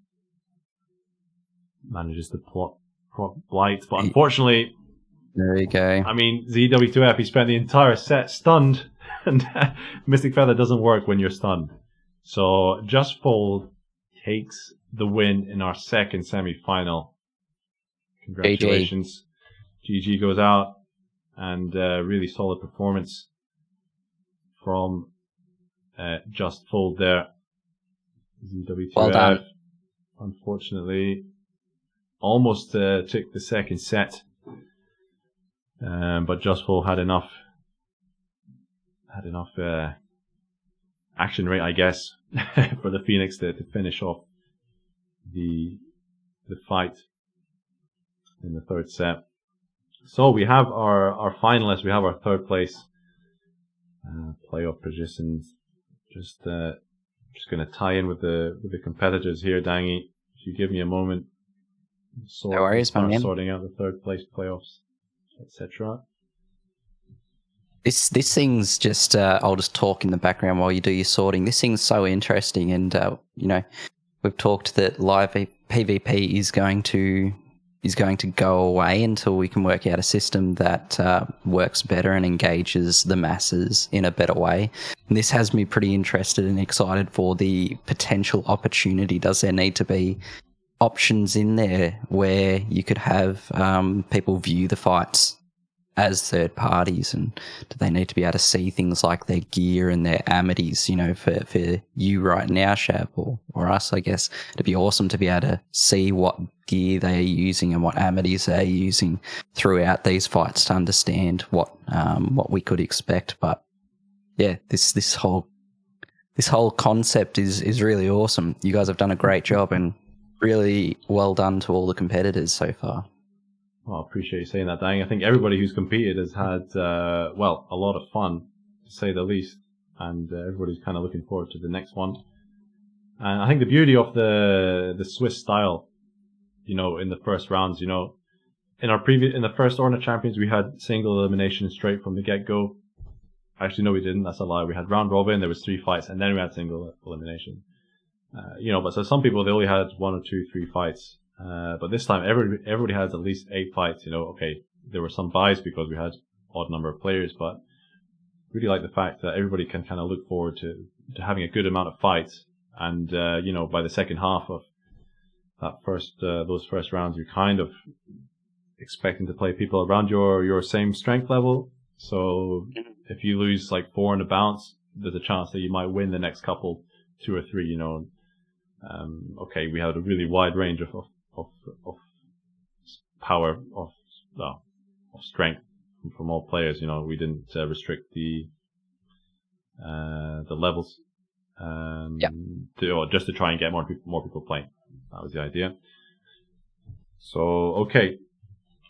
Looks like third place playoff going to start imminently. Awesome. I mean, there's nothing wrong with opening up to everyone. For this one, I think the last one you had bracketed, so it's good to change it up. And I think there was a lot of appetite for a hotly contested open to all tourney from what I saw last time. Yeah, definitely. Actually, the idea we have now is to have a low level tournament, so that actually people can make their character, and you're not then, there's no ascension levels. Okay, you can work to get your gear, but make it like a tier 3 or tier 4, tier 5, that kind of level, like low level dueling kind of thing. That's, you have to make it tier 5 so somebody can't participate. Hey, was it tier 4, tier 5? Well, whatever. XP-less champions. So, EXP-less. If you're not part of the Discord, of the main Orna Discord, there's a guy who literally plays the game with 2 rings of restraint equipped at all times. I think it's taken him about 2 years to reach tier 3. And I reckon even some tier 5s you could take down, no problem at all. The gear he's got, he's got Demon Forge, everything. Yeah. So he actually, he took part in this tournament, Orna Champions 2. Did you know that? Yeah, you mentioned at the start that there was a certain prominent tier 3 player took a stab. I can't believe it, man. Like the commitment to that play style is just baffling. It's so awesome as well to have that in the community. And he's stand-up guy too. Absolute legend of a bloke. I mean, probably knows more than anyone by now of early Orna gameplay. Loves to help people out in the new player section. Okay. We were ready to go, but unfortunately just having a slight pause. ZW2F and S2IV we are waiting for. Well, we'll be beginning shortly. So this will be the third place playoff between Zzzzzzwtf and S2IV. Apologies if I am butchering any of those names, but that's what I'm reading on my screen. Dangy, from what you've seen of both fights, do you have any expectations on who might win this third place playoff? I didn't even pick that, right? Like, these guys just think about the game in a different way to me, I think. Like, they're very intelligent players, and the skills that they're slotting and whatever gear they're using is really interesting and impressive to me. So I don't know what to think. I expect at least excitement, because it has been pretty exciting so far.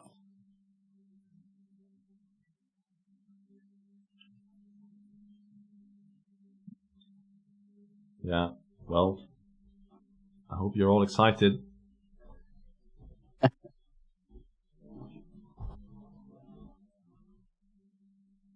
Dangy, did you have you been saving summoning scrolls? I'm just gonna quickly shout out the prizes. of this tournament. So 5th to 8th. Everybody there, we've got 20 summoning scrolls. So that was the quarterfinalists who didn't make this grand final stream. They'll all pick up 20 summoning scrolls. And then 4th place picks up 40 scrolls. 3rd place takes 50. 2nd place, 80 summoning scrolls. And 1st place will take home 100 summoning scrolls, plus, of course, the Fallen Champion in-game title, with thanks to Northern Forge for sorting that one out for us. That is huge. That's 350 summoning scrolls in total. And probably equal to about 2.5 hours of summoning time. Something around there. Anyway, as we mentioned before, JustFold will be sorting out some of those summons for me. Got to appreciate that. But it looks like we have the challenge ready between S2IV and ZWTF. We're on board with S2IV as per the first semi-final. Outsped here with Foresight. Wow. Oh, boom. Wow. Boom. Looks like he stayed on that Realm Swash build. Man, there you go. Okay.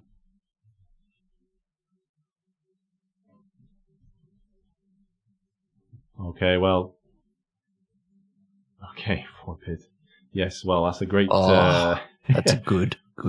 That's not a bad start if you want to try and stop a swash. Standard comes out, though.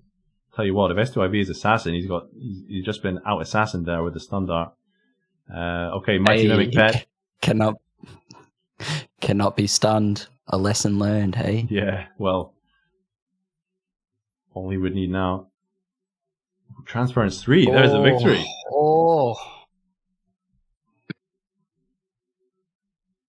Transference that 3. Passive getting activated. Yeah, getting a bit of extra boost from that passive. Wonder if Knight could just please confirm the builds on these players. I believe it's Deity something going up against Realm Swash. Is that just a cheeky ally check? Yeah, I think Knight allied everybody. Just to check. Knight was also fighting in the tournament, so he's probably... I'm not sure if he faced anyone. Gotcha. Okay, these guys are going hand for fist. This is proper Realm Shifter gameplay. Oh. No time to check what skills you have. Just hit the button. Yeah. Oh, double chance. Oh, no. There you go. That's why Deity is one of our most played classes in this entire tournament. Man, has anyone got the Amities? Has anyone had the Amity on that saves you from... You know what? I've not seen it in this tournament myself. I've seen it in I've seen it a lot in the arena. It's so annoying when it's used against you. But maybe it's just people don't have it yet. It's definitely something you would expect to see. So funny. I forget about it, and then you go through sparring, and you're like, "How the hell did that Beowulf just not die just then?" You do 100k damage, and then it doesn't lose any health whatsoever. Yeah. Okay. Well, ZWTF up against it, 2-1 down. Oh. Okay, zeroed out the Fey Flame from the Mimic's Mischief. Mimic's Mischief can sometimes finish off these second chances. Oh, that was just on the Fey for us. Oh, man. Oh, now damage. Now is the damage. Okay, we're going to a decider in this first set. Oh.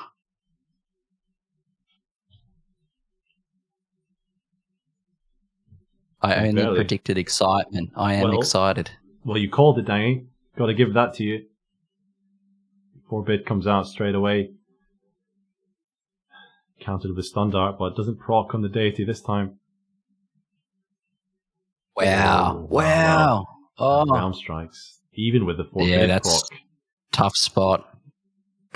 Oh, there we go. Takes it.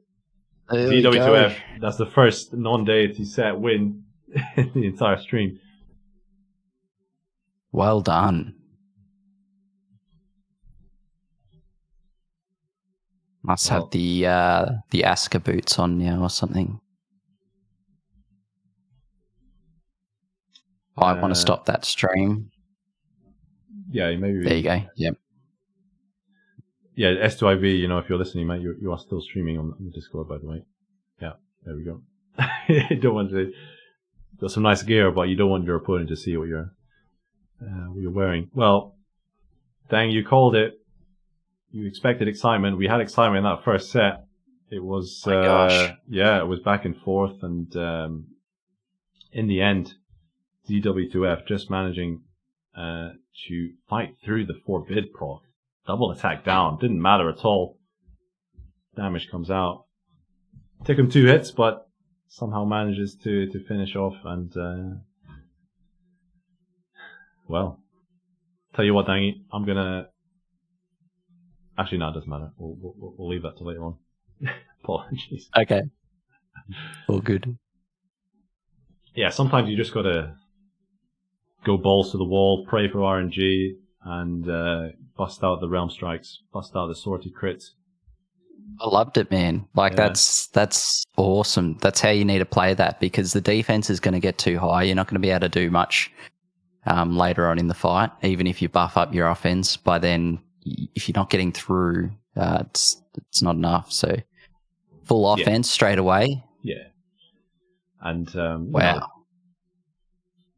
I mean, the beauty is, because there is, you know, up to 5 sets, you know, you don't have to go one hit knockout every single time. You know, you can mix it up. You know, Dangy, we've been playing this game quite a while. There's been many discussions had about the state of PvP, how it's only one shot here, one shot there. That's not really what we've seen tonight or this afternoon. And the ability to mix those styles up really shows the strength and depth of these players' builds. You want to have options. Yeah. Yeah. I mean, there's been like a fight that's been won turn 1, I think. But yeah, these guys they're savvy. Even things like using that forbid turn 1. Exactly. Yeah. It's impressive stuff. Give yourself time. Okay, well, Raider coming out this time for ZW2F. Wow. A bit more tanky. Looks like a 2-handed build with the state of that ward. And yep. We'll see how S2IV plays it. Seems to be going more offensive minded this time. Oh, getting zeroed out with the transference there. Man, yeah, okay. Listening to you on the double edge, perhaps. Well, you'll need to proc it. You'll need to cast it a couple more times. As long as he keeps the Deity channel up for the Realm Shifter, you know, if he can last a couple more turns, get into high resurgence range. Double edge starting to do damage now. Really strong position here for the Realm Shifter. Oh, the stun. Man. Did someone say put stun immunity on? I think someone was talking about stun immunity. Had it last round as well. He had the stun immunity last round, and it's back. Yeah. Yeah. Where are those Asker boots? Well, you might have dusk boots on. You'd rather be stunned than asleep, I'll tell you that much. When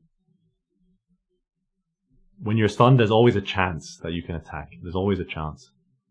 If you're asleep... At least with sleep, it goes away once you get hit, but I guess if you get hit too big, that's no good. Oh, here we go. Ah, stun's back on. Stun's back on, but he still has the Berserk 3, the Golem's Fortitude, and Deity Channel. Currently zeroing out the Ashen Phoenix pet. I wonder if S2IV is going to... That forbid is just brutal right now as well. Yeah. I mean, if S2IV could finish it off with some kind of dot. Really tense here. Max resurgence range now for ZW2F. Perma stun though. Trying to smoke dart. Smoke bomb. Well, seems to be applying some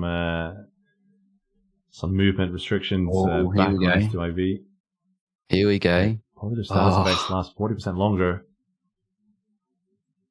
Well, that's why Bloodshift is hanging around, I guess. Bloodshift and Deity Channel lasting a long time for ZWTF. Man, that stun dart. Ooh. Oh. Can't see what skill he used, unfortunately. Yeah. Well, both players going into low HP. Okay, now might be the chance for S2IV. There's no Deity channel on the Realm Shifter. Needs to get something on him now, but stun goes down. He himself is frozen. There's a stun dart again. Okay, both players now unmissable. They just need a hit. Oh, transfers 3 getting zeroed out. Oh my gosh. S2IV. Oh, got the DC back up as well. Yeah, got to think about an Ultima. Really high penetration. This is tense. Yeah, super tense. I mean, look at the health. Look at the HP on these players. Deity channel now as well on both players. Okay, here comes the Ultima from S2IV.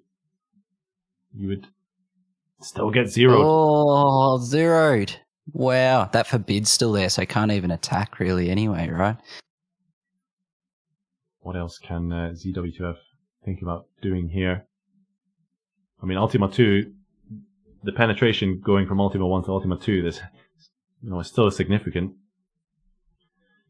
But that Amity for ZWTF, he's going to have, I was about to say he'll have Deity channel for a long time, but it's just dropped. The attack down. The stun comes off and the attack's still down. It's so brutal. Now the stun's back. Ultima coming for S2IV. Who's going to slip? Who's going to make the mistake? Still zeroed. He's still getting zeroed. There it is. Oh, there we go. Wow. Finally lands on him. Okay. Just needed that stun to drop off while Forbid was not active. There you go. What a match. Well, didn't expect both players to spend so long at low HP. Eventually, the Realm Shifter coming out on top. And this Realm Raider is tanky. Yeah, he's definitely got some tanky gear there. I would expect some Arisen Fey gear in at least one of the slots. Curious that the stun hasn't been used immediately to sort of stop the buffing, allowing the buffing to happen. Well, the thing is, ZW2F, he used Zerk 3 turn 1 and got Deity channel immediately as well. When you see those buffs come on your opponent straight away, quite intimidating. You feel like you need to buff yourself, otherwise you're kind of behind on buffs. And the risk there is, you cast stun dart, stun the opponent, but it doesn't guarantee that your opponent can't keep buffing or indeed attack you. So difficult choice to make. It is. The turn economy is the thing that I guess you'd want to be curious about. The Forbid is doing a lot of work though. Even if stun isn't there, Forbid is saving. Yeah.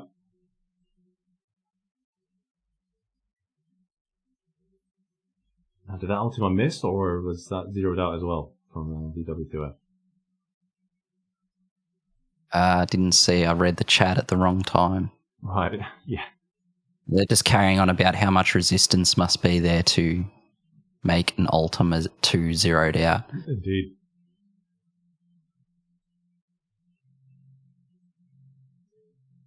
So positive status effects, fire resistance as well. So the fire resistance would help the Ultima. Absolutely, yeah.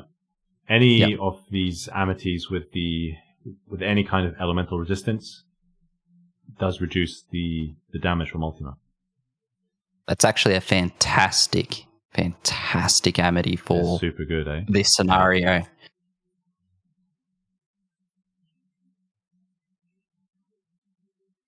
Well, DW2F, he's stunned. He's on maximum resurgence range. Just as the last game. S2IV, he's got ward. He's got almost all his buffs up. Got it all. He's got forbidden stun on as well. Man. Can he finish it off? Oh, Answer is no. It's like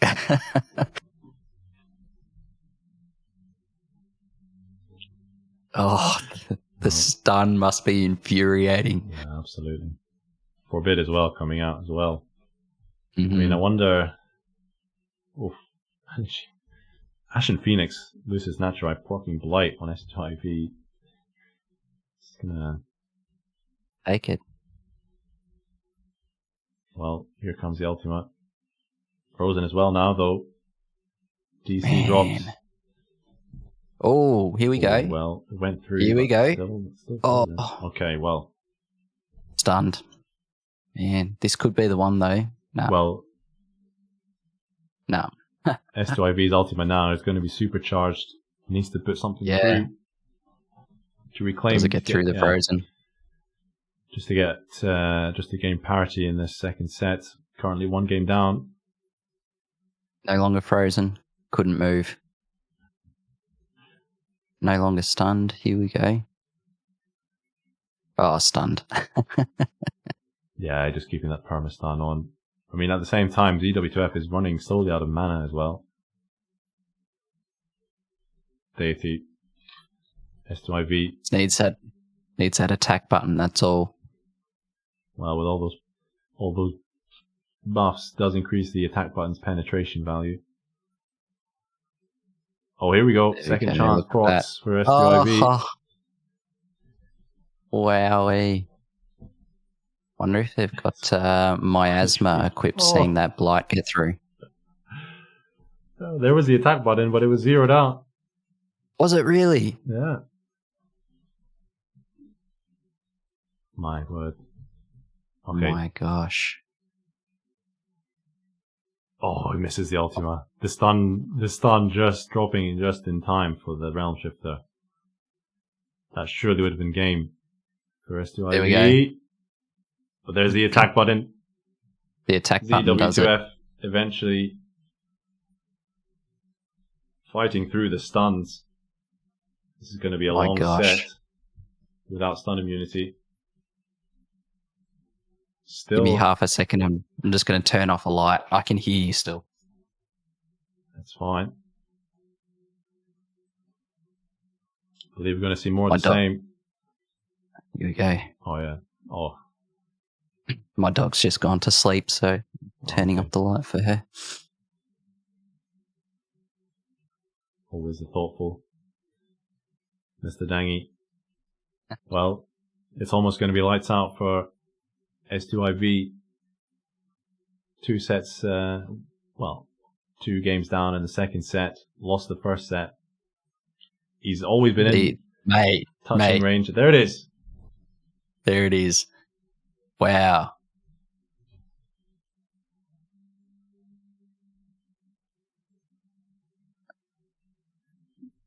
These matchups. This is crazy. It can go either way. This is the closest fight we've seen so far. Hey, the grand final's got a lot to live up to now. Well, yes. Oh, that stun, it didn't work. Like it got through, but it didn't actually stop the movement. Which is what you were saying earlier. The turn economy might not work out. Yeah, always a chance. Okay, S2IV is going all out attack now. Oh, hang on. Zeroed out. Got the single attack down as well, though. Oh man, didn't matter. Wow. Double edge finishes him off. ZWTF takes the second set, 3-1. I saw the name for Z before. Somebody was chanting Z6. S2IV. I think I like that one. S2IV, don't forget to stop streaming, mate.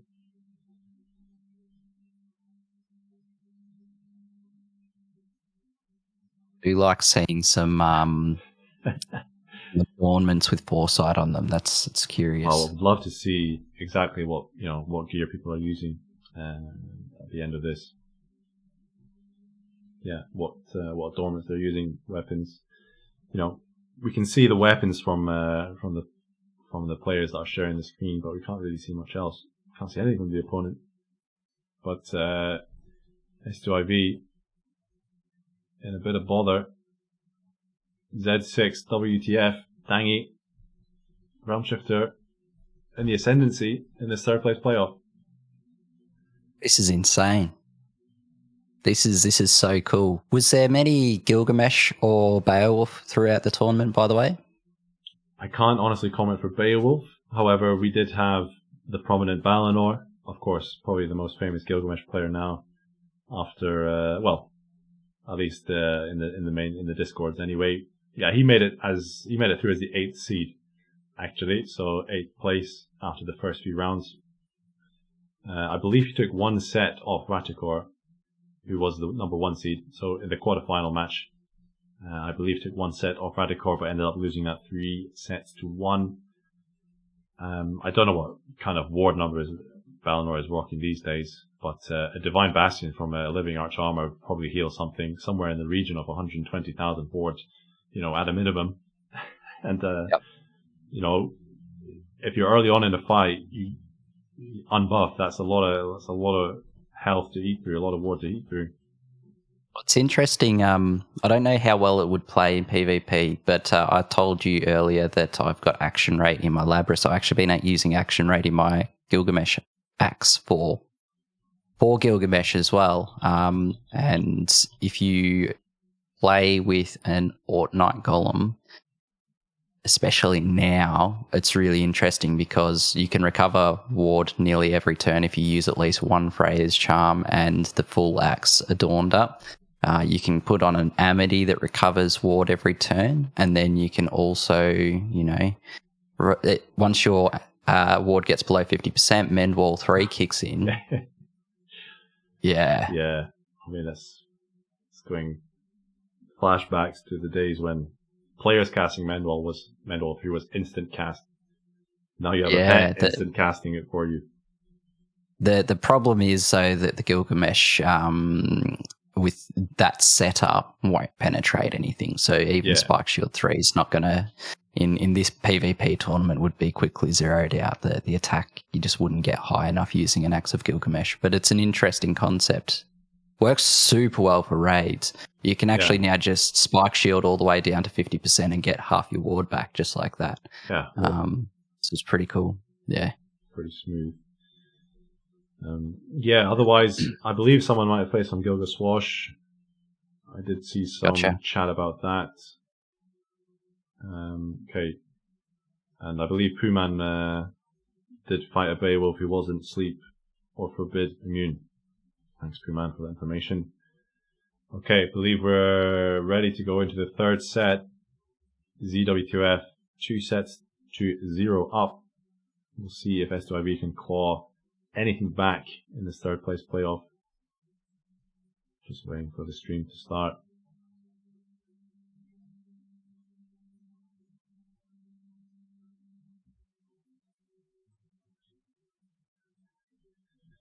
Augur's playing Gilga Swash. Awesome. Okay. Well, here we go. Set number 3. Well, I think this is the first Deity Swash we've seen. No. It was bound to happen, wasn't it? Well, I believe they might both be swashbucklers. Oh, tell you what though. No, he's using Magic Strikes. Oh! What? Second chance. What? Miss. What? Boom. No. Second chance again. What is this? Blocked. What? No way. Blocked again. What is this? This is Buddy Mash. There it is. Madness. My gosh. Finally getting through the gosh. Realm Shifter. Tell you what, Danny, talk us through what happened there, because hard to follow, but there's about 2 second chances, followed by 2 blocks from the Ashen Phoenix. After starting with a hit that barely survived, nearly killed on first turn, and wow. Okay, Z6, WTF, Realm Swash, S2IV, who we are on board with, playing Sequencer. Yeah. That magic strikes isn't enough. It's not enough. Got a high roll maybe first time. No second chance this time for S2IV. So, would this be sequencer, or could it potentially be... Oh, no. I see in the stream. Never mind. I was going to say, would Sway Fencer be able to do all right with that as well? Well, be interesting to know if a Sway Fencer Magic Strikes 4 could... what kind of damage it would put out, without relying on the second chance. But unfortunately, we're not going to have the opportunity to see that. ZWTF, GG goes out, and that is the end of S2IV. Unfortunately, some hard-fought fights. Eventually goes down 3-1 in the third set. And congratulations to Z6WTF. Bringing out the Realm Swash. So Realm. All Realm, those 3 sets. Gotta love it. Taking the win. So it's not Deity doesn't have everything going for it. Interesting to finally see. Interesting to finally see Deity get taken down. That was third and fourth, right? So what were their prizes? So ZWTF for taking third place, I believe, will pick up 50 summoning scrolls. And 50. Yeah, S2IV will take home 40. So, okay, not so much difference, but the fact ZWTF will be happy with the win. And nonetheless, GG to both players. And some really super good fights. That second set was absolute madness.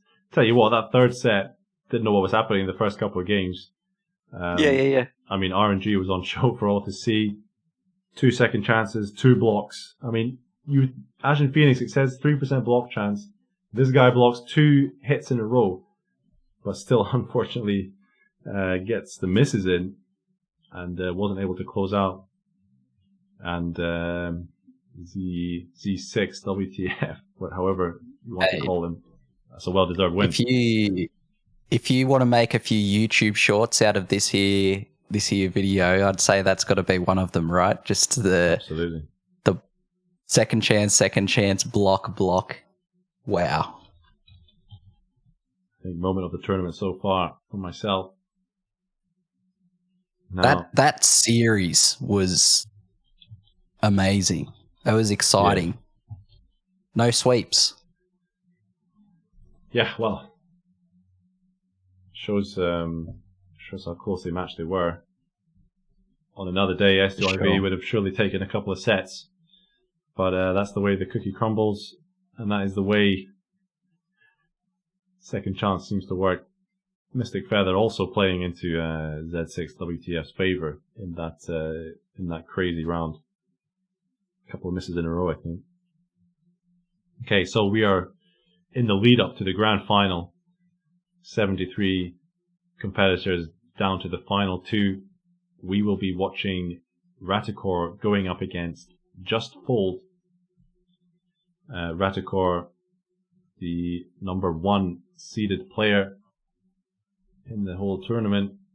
After the first 8 rounds, JustFold, I believe, I'll confirm with you shortly, I believe JustFold was ranked seeded number 3. Correct me if I'm wrong. 9th, please. But yeah, going to see some excitement, I hope, in this final set. Dangy, you got your hands in the air like some kind of... I was trying to climb onto the wall because our cameras are down a little bit, so just trying to... Sorry.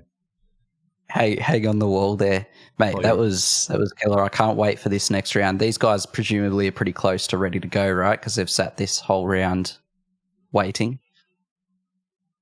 Yeah, but you got to give them time to prepare. It's the grand final after all. Fair enough. This will be each player's 11th fight. First 8 rounds going to 3 sets, best of 3 sets. These last 2 fights plus the final, best of 5 sets. High pressure situation. Ratakor yet to lose an entire game. Yet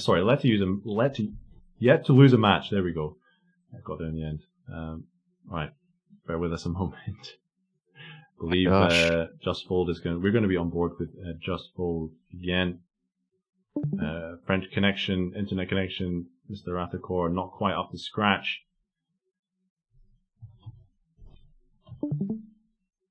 I mean, I love the French, but if I'm planning to move there, make sure there's an internet connection good enough to host such tournaments as this in the future for Orna. Okay, the challenge has gone out. Challenge has been rescinded, and Ratakor is challenged on top of that. I wonder if JustFold might need to restart again. Yeah. I think the button wasn't working. Okay, here we go. No, we're in the lobby. No, we're not. Might have to change the stream as well. That is done now. And we're in. Oh, Living Arsenal coming out. Talk to us about this weapon, about this pet, Danny. What do you think? Oh. What do you think of that? Oh, look at that. I think it's just a distraction. He doesn't need the pet. Realm Strike's coming out. This is Deity, Realm Swash. Sorry, I can't say Swashbuckler without saying Realm in front of it. This is Deity Swashbuckler from Ratakor. Looks like it has a layering issue, that follower. Actually, it's in front of him. Well, it's surrounding him, isn't it? How many weapons are in there? You've got the dagger, the sword, the hammer. Yeah. Our first 3D pet. Getting zeroed out, though, Ratakor. Also, Magic Strike's getting zeroed out. So... And need some buffs. Whoa, what happened there? Whoa.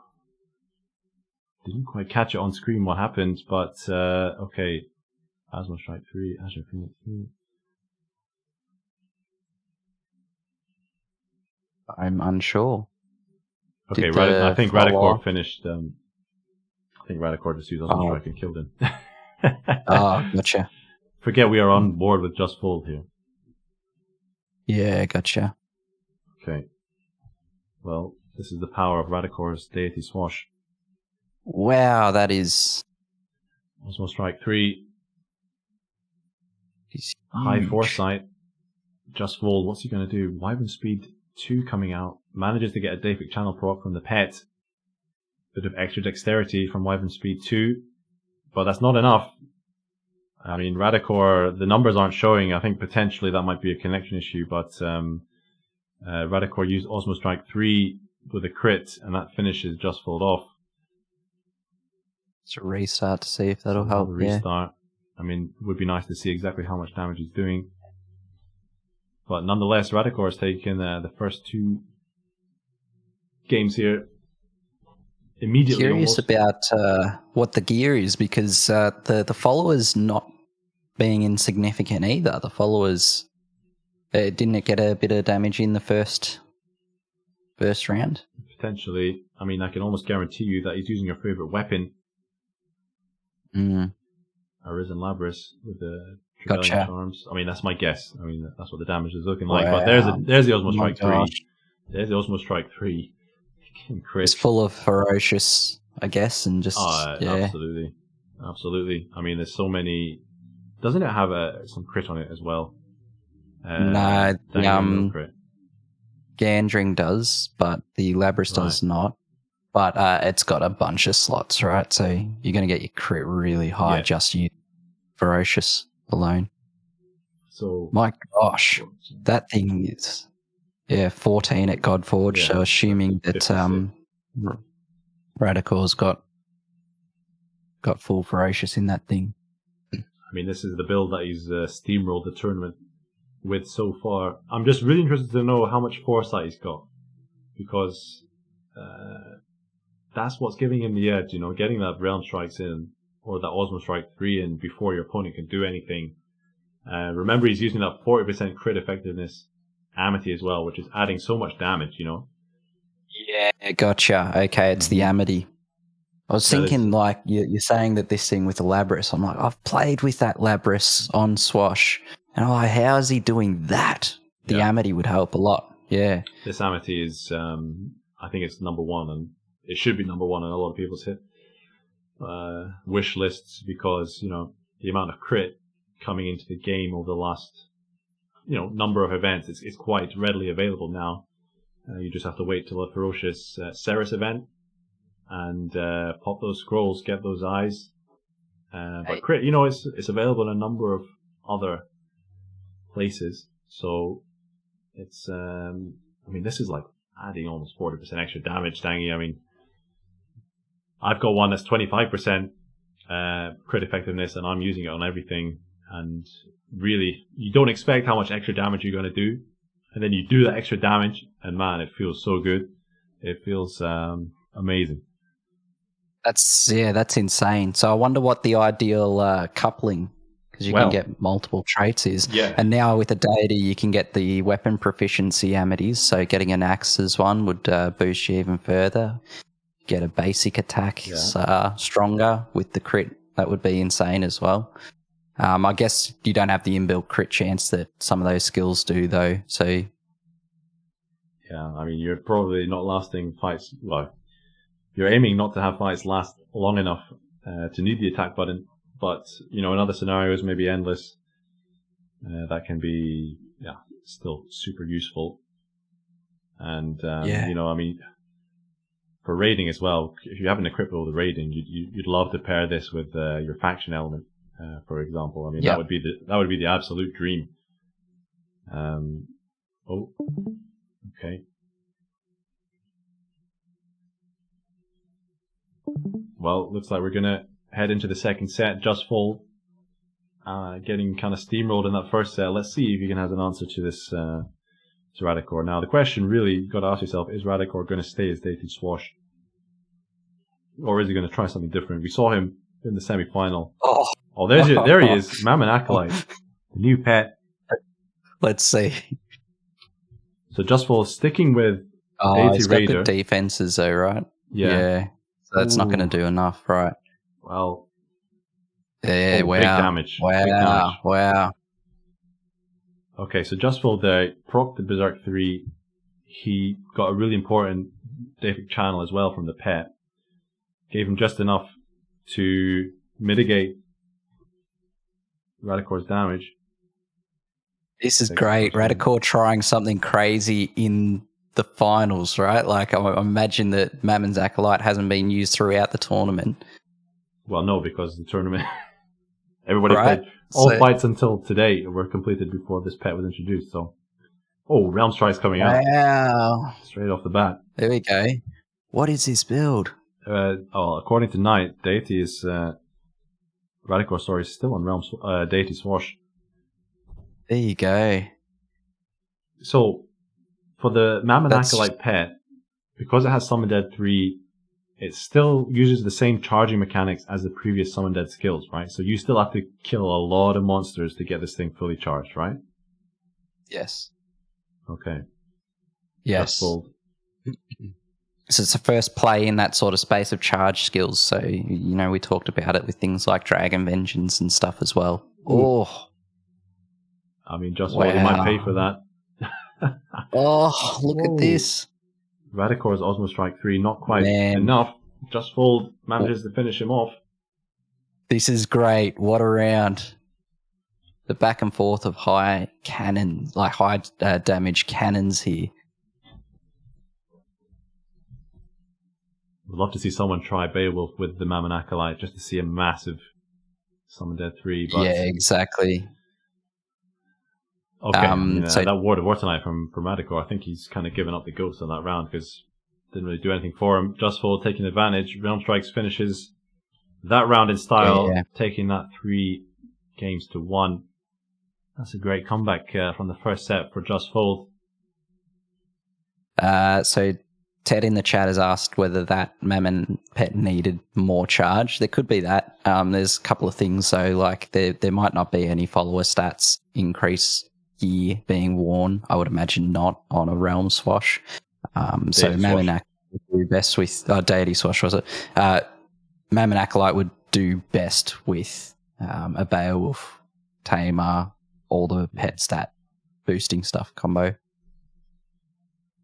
I mean, Beowulf has access to all the Foresight gear as well, so you could be relatively positive that you could get first turn advantage. you might have to give up some pet gear, but tie in some hero there. I mean, even just ferals with dooms plus an amity that gives you 15% pet stats is going to do a lot for you anyway. And then, you could just load up on Beguiled stuff for the foresight and the HP, because Beowulf already has a bunch of HP. Yeah, we know that. We know that much. I mean, top Beowulf players are now reaching like 80k, 90k HP, even 100k. You don't want to run into them. Don't want to run into them in arena, that's for sure. Mate, so you mentioned before about Baalinor being in the tournament, and it triggered my mind on something. I'm not sure if you can actually hear me right now. You had the headphones out for a sec. Sorry, mate. Could you repeat that, please? That's all right. You mentioned Baalinor in the tournament earlier, and it triggered my brain on something. Are you scared that he's going to come for the back-to-back-to-back title? Man has been churning out content lately. Man, Baalinor are uploading a video every day. I mean, how many different ways can you play Gilgamesh? To be honest, I guess there's so many scenarios, right? There's so many different raids, and if you had you could have a different build for a different raid. There's so much untapped content there. I wish more people would just make videos and make builds for all the stuff. Yeah, exactly. That's one character he's playing. Like everything he's doing is Gilgamesh, but almost every video is specifically on a specific bit of content, and you're going to learn something almost every video as well. So very impressive stuff. Big fan of when the voice comes out as well. The team loves the voice. Man has a beautiful voice to listen to, so want to hear that more. But he has been churning out the content. Good to see. And unfortunately, we didn't see him today in grand finals. It would have been nice. Of course, Baalinor, along with myself and Chicory, already Orna champions who did actually win the first Orna Champions tournament. Just thought I'd throw that in there. But that was a team tournament. We are all about the solo 1v1 this time round, Orna Champions 2. And we've got our grand finalists, one set each in the grand final. Just about ready. I can't believe that. What a turnaround. Yeah. So this is the first set that Ratakor has dropped for the tournament? I believe Baalinor took one round off him, one set off him. I don't know I don't know if he lost any sets in the first Swiss rounds, but I know he didn't lose a game. Because in the Swiss rounds, you can still lose one or two games and still make the finals. Yeah. Ratakor was the only one who didn't lose a fight. So that's impressive. Yeah, 8 wins. Okay, he had one bye, but then he had overall 8 wins out of 8. And of course, took home the semi-final. But under... You know what? I would love to ask if Knight's in the chat, if you could check if these two have fought already, because I believe they might have fought already. Obviously, if they have, Ratakor would have won. Okay, that might be some information. Might be take a bit of time to find, but nonetheless. Okay, confirmed. JustFold says they did not fight. Okay, so 2 real heavyweights going at it in the grand final. Yeah. I wonder if at the same time, this is the point where extra ascension levels in other classes could really turn the match in your favor. Throw something out there which I'm not expecting. Not quite sure we'll see anything except deities here though. Second chance, Deific channels, high dexterity. Yeah, the stats on these guys. Add in 30 or 40 ascension levels, and the stats are pretty high, let's say. Yeah. Yeah, that would have... Beowulf's one where the ascensions aren't as necessary. You could use a low ascension or no ascension Beowulf theoretically, but if you want to bring in your other class, if you want to throw a bit of spice in there that somebody isn't expecting, it would be nice to have that even ascending. Do a draw, have everything ascended to nearly 20. Yeah. Well, I'll not comment further on that. It's burned in our memories. The sad, sad day. Yeah. Thankfully, I haven't had Curse Horse on it for a while, actually. Feels so good. Mate. Do you reckon just chuck a heap of Arisen Morrigans in other realms, hey? Just do a casual God. 340 million damage. A heap of them, or just one? I mean, just one is enough, I think. Just repeatedly do it, event after event. Okay. 340 million damage each time. Yeah. It'd kill people, I think.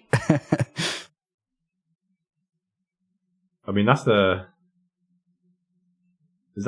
have you debated that internally? Okay, we're going to go into the third set. Let's pick that one up at the end of this set, because that's something, I know Arisen Morrigan appearances have been a hot topic, especially from yourself, Dangy. But we're into the third set now. Ratakor against JustFold.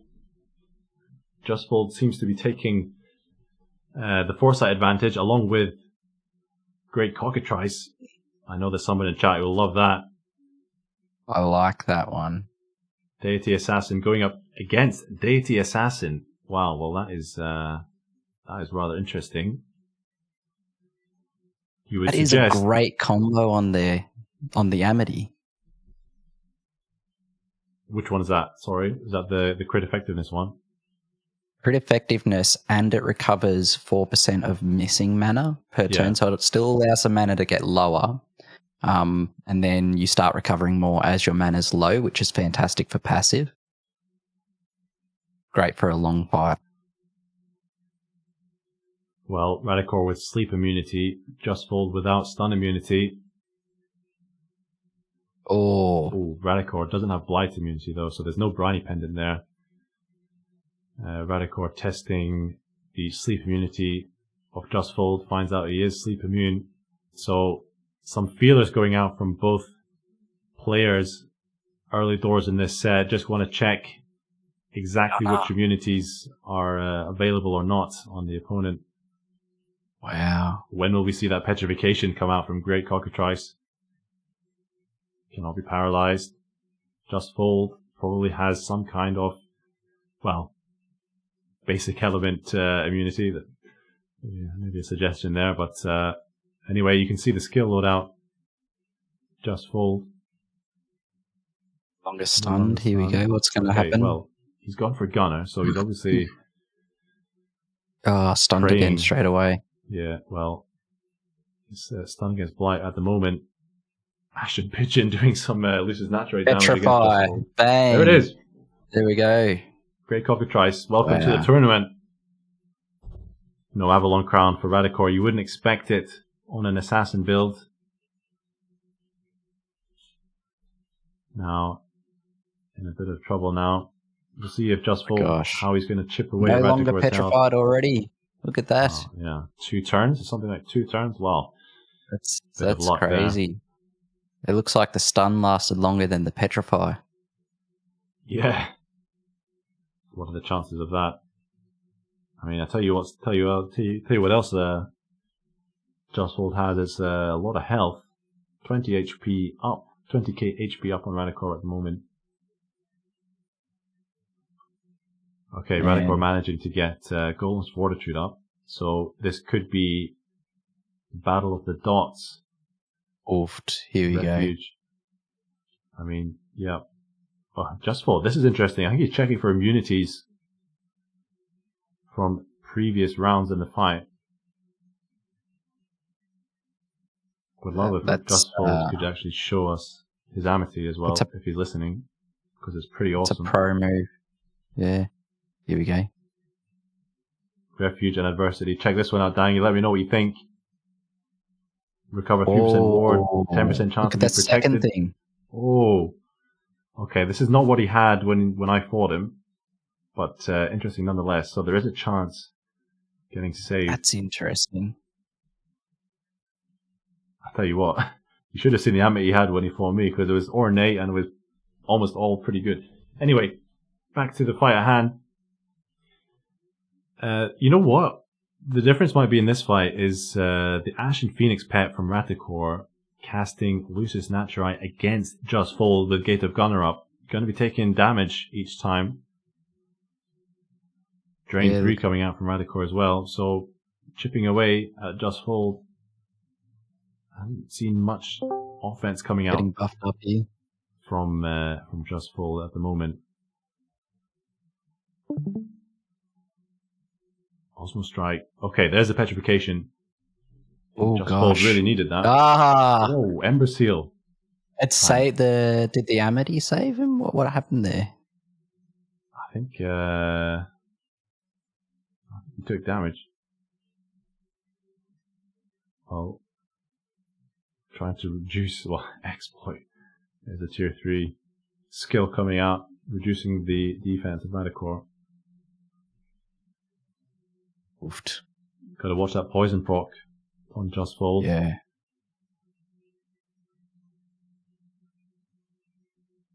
Okay, some damage now.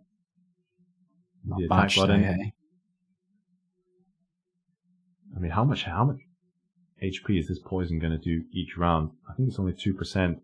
I mean, the poison is doing 999 dot damage maxed out. That's crazy. Insane. Okay, this petrification lasting much longer than last time. But Ashen Phoenix keeping Ratakor in this round. Trying to get that attack higher so the attack button can get through. Yeah. Might have to wait for its Deity channel proc, and then you would expect, with JustFold being on only 2k HP, that the attack button would have, quite some degree of penetration, but not quite sure exactly what gear Ratakor is wearing. It seems to be quite high. With an Amity that recovers your MP each turn or your mana each turn as well, that the attack buttons or those missed turns blocked can put you out of passive. Yeah. As a deity. Closer to out of passive. Man. Okay, well, he's got... Oh, there's a DC. Now. Oh, they both do. Yeah. Same turn, the DC was gone. And... oh. Now the damage is coming. JustFold. Oh, Petrify's gone. This is close. Is it enough? Petrify back on with poison. Great timing. Oh, wow. Great timing. There we go. Wow. Great cockatrice. In the end. MVP. Petrify is strong, eh? My gosh. That was tense at the end there because the Phoenix actually got an attack through. Well, that Phoenix was keeping Ratakor in the round. I think attacked about 50 times more than Ratakor did. Okay, JustFold on the left, Ratakor on the right. And interested to see what Ratakor might try and do differently this time around. You'd feel that you'd have to kind of still get the buffs up as before. How long until Great Cockatrice casts Petrify, turns Ratakor to stone? I mean, Ratakor will be looking to finish the fight off before that happens, but well, some things are completely out of your control. JustFold. Stunning light. Yeah. I mean, JustFold doing has a lot. Decent ward, high HP. So without the Berserk 3 from the previous rounds, he doesn't have that minus 20% HP cutting him down. Petrify, it's there, but the buffs. Oh, it's only got DC so far, so no golems. There's no golems for it. I wonder if JustFold will try and attack just now. Okay, he's going to buff up with Mimic's Mischief. Oh my gosh, the Petrify's gone already. How's that? One turn. I mean, it's so far played Petrify out. Again. So far played out almost exactly like the previous round. This is crazy. The first petrify lasting only 1 or 2 rounds, getting immediately petrified again. This great cockatrice. Yeah. Tell you what, got to attack now. Do you bother with Gunner? Well, yeah, he has done. Do Gunner, right? Yep. Let's see what happens. I mean, this all the while the Ashen Phoenix chipping away at JustFold. Out comes the Osmo Strike 3.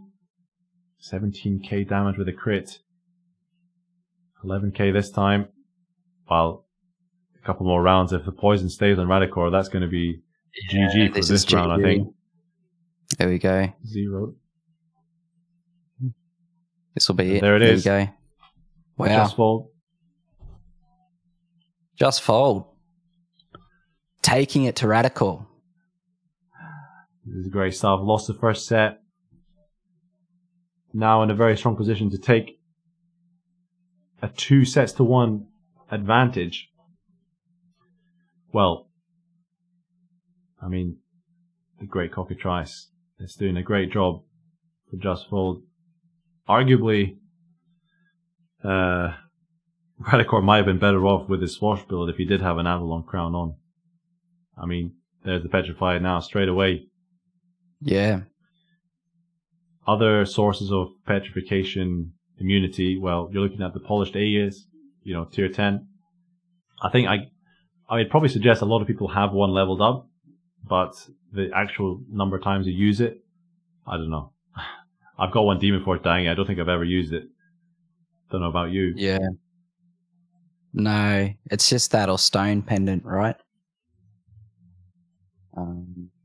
Yeah.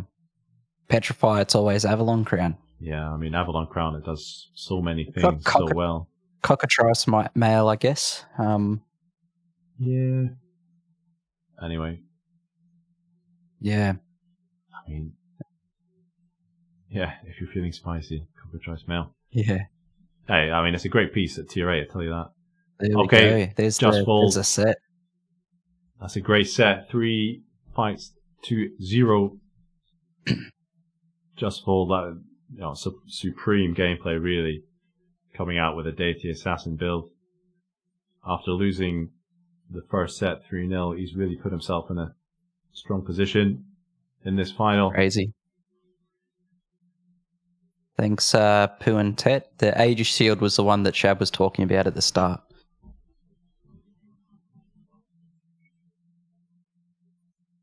JustFold fighting for the United States of America. Ratakor fighting for the French. Earthen Legion. There you go. Ratakor, Scream of Terror. And JustFold, I believe, Stormforce. Fighting for River Casino, Nashua, NH. There's a throwback. Hey. Kingdom name. Don't see him around much often. The guy with 100,000 areas. Hey, these finals are not disappointing. The semi was unreal, and then this taking such a drastic swing in the opposite direction is crazy. And this last set, I wouldn't consider that, even though it's ended in 3-0, necessarily a wash. That could have gone either way. The status is coming in clutch though. That cockatrice.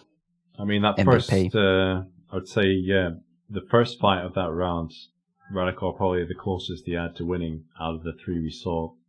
Petrify took a while to proc the first time, but then only lasted a couple of rounds, and then the second time, Ashen Phoenix doing everything by himself for 20 odd rounds.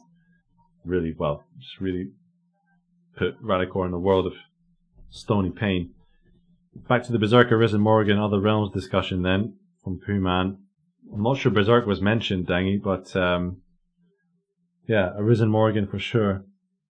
In Other Realms, I think everybody would be excited, but I know it's a contentious topic. We've probably talked about it on the podcast before. Having Arisen Morrigan there as at least as a 1 month event is heavy. In Other Realms, one day gig, people could chip away at it. I don't know. I mean, can we expect to see it, or? I would imagine so at some point, for sure. Like the way that other realms will eventually work is that it should be relatively random what pops up in there. Okay. To date, we have chosen what's gone in there. Sort of make them a little bit more spicy and fun, and make sure that we get the crowd in to test them. You got to put some juicy raids in there to attract enough attention to make sure that we can test out what we need to get it all working. But I think what will happen eventually is that outside of ones that we want to, control a little bit ourselves, hopefully it's just on a rotation where it's a bit more random.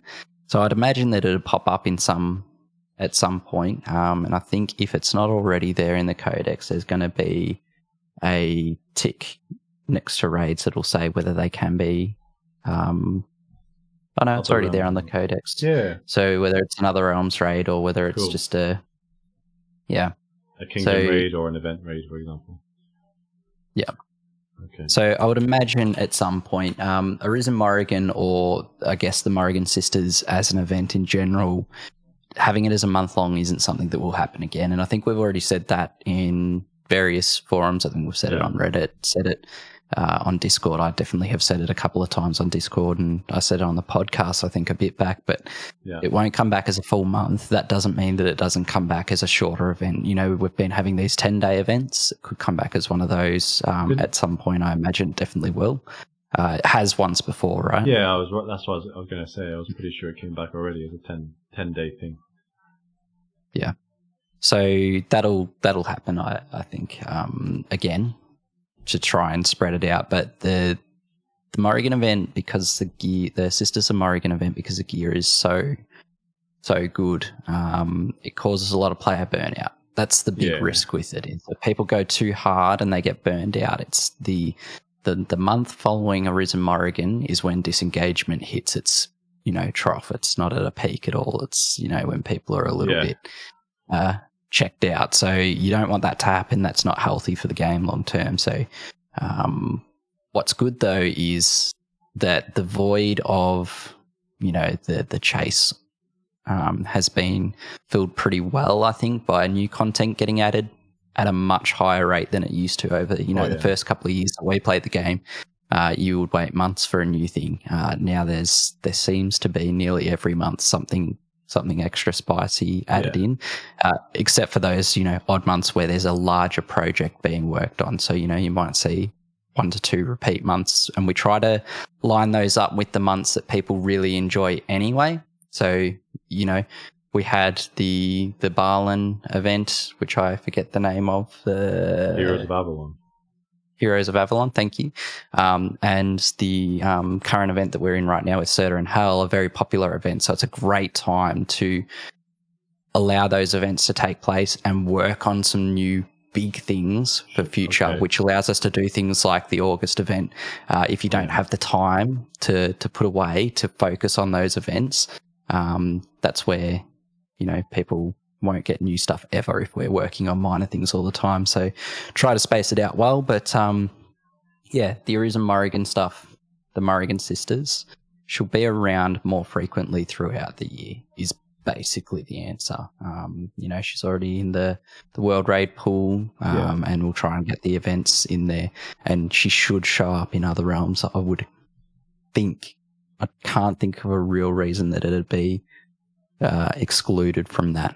But, if it's discussed and is for some reason, I can let yourself know. And,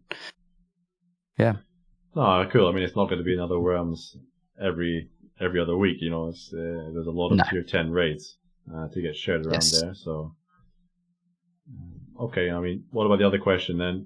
Any chance we'll see Berserk raids in other realms? Or is that known or not? Would you even want that?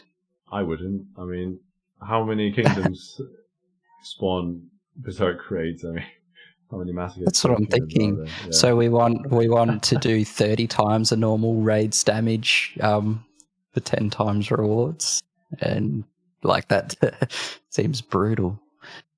Yeah, the thing is though, Knight, Berserk Fomor sounds good as a T10 player, but it's horrible for those lobies who are, you know, able to do other realms as well, and they go in and they, you know, they're just passing on Fomor, and now it's Berserk and they won't be able to do it at all. It's just, it wouldn't be a good experience. Yeah, it feels bad, man. Increase rewards.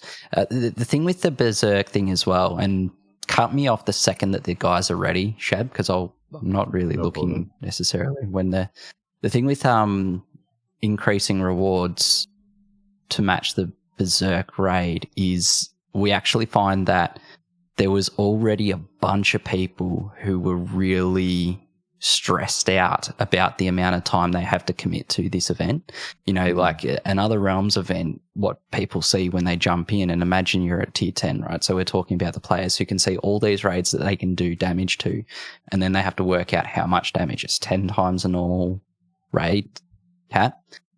And most players of this game, because it's all about an RNG loot chase, they want to maximize their opportunities, or a lot of our engaged folk do. So they're thinking, I definitely need to hit all of these for as much damage as I possibly can.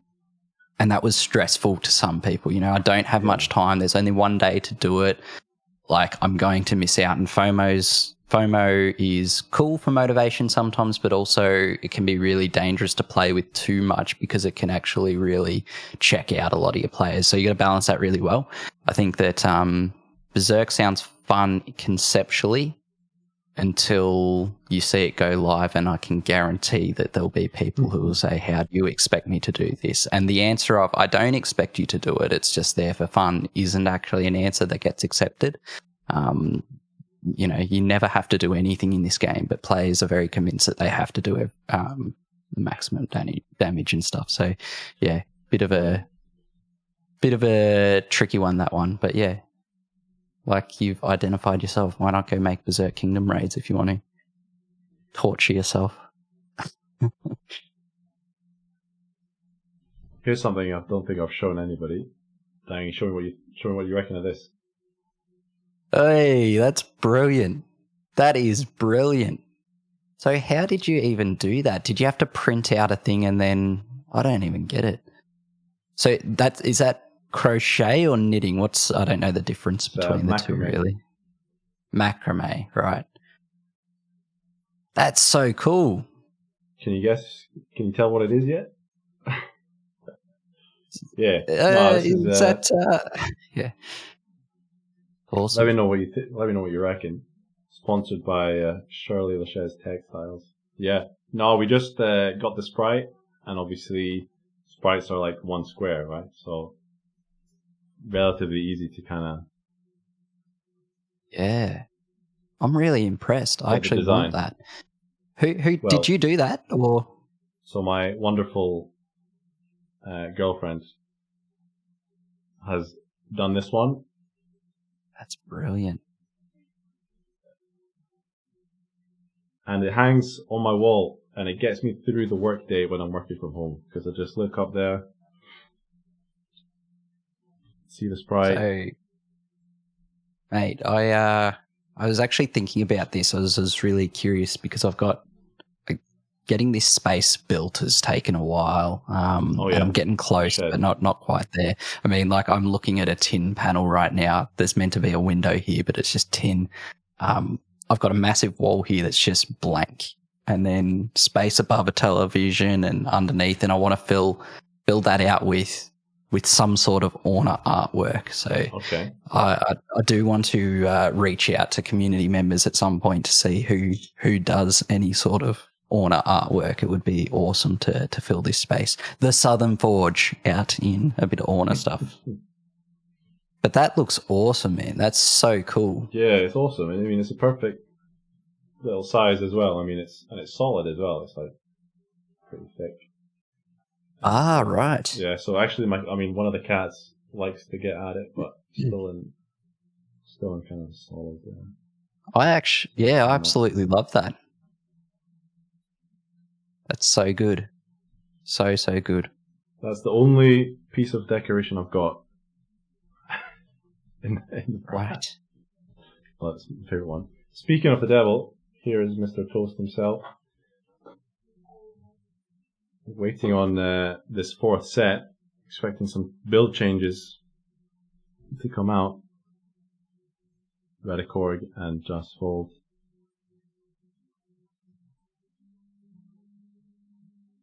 Hold my dog over, but she gets she's asleep, so I'll let her sleep, but she's a little bit too obedient and she gets really scared about coming off her bed in here. So when she comes over, she's like crouched to the ground, terrified to actually come over for a pat. Oh no. Is that because she's a good dog? Why? She's not spent so much time in the shed yet?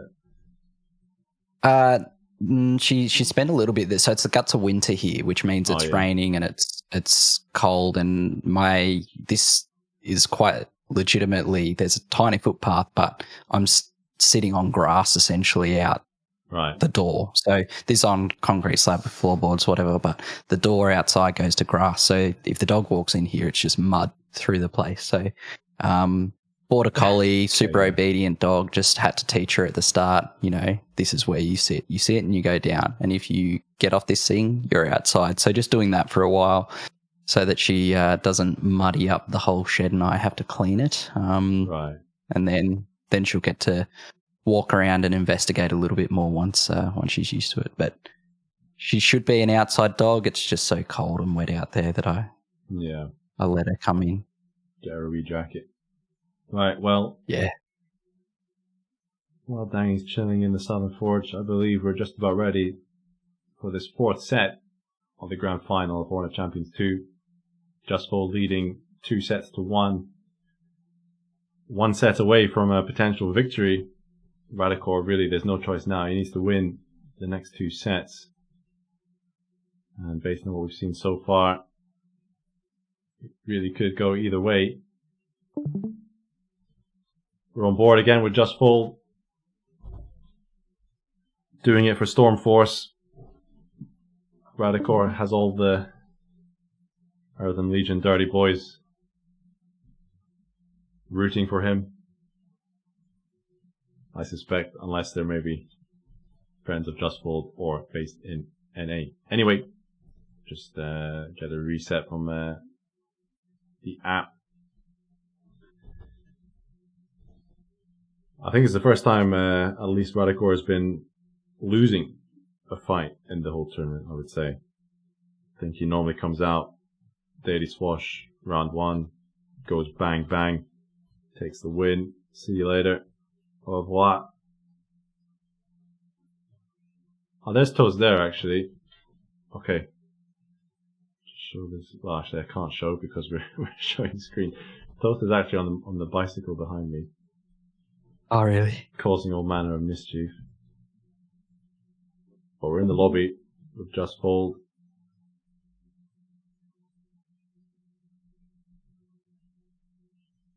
I believe Ratakor was ready. Maybe he didn't get the invite.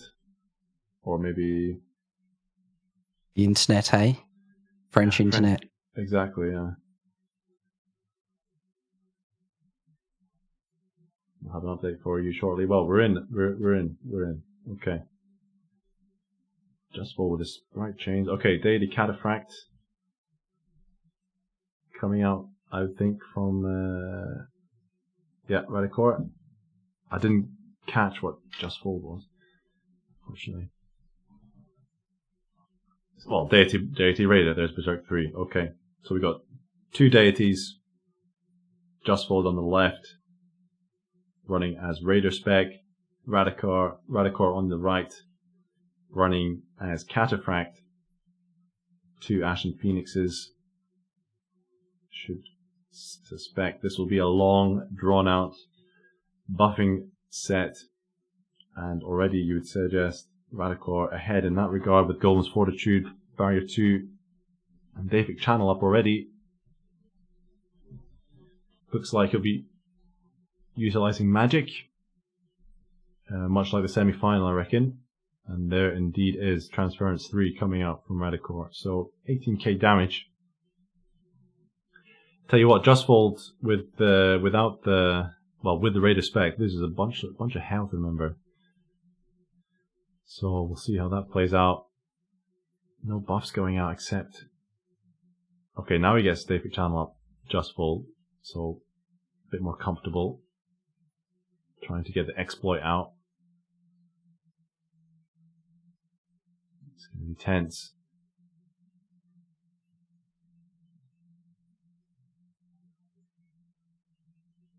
Deific Channel now goes up for Ratakor.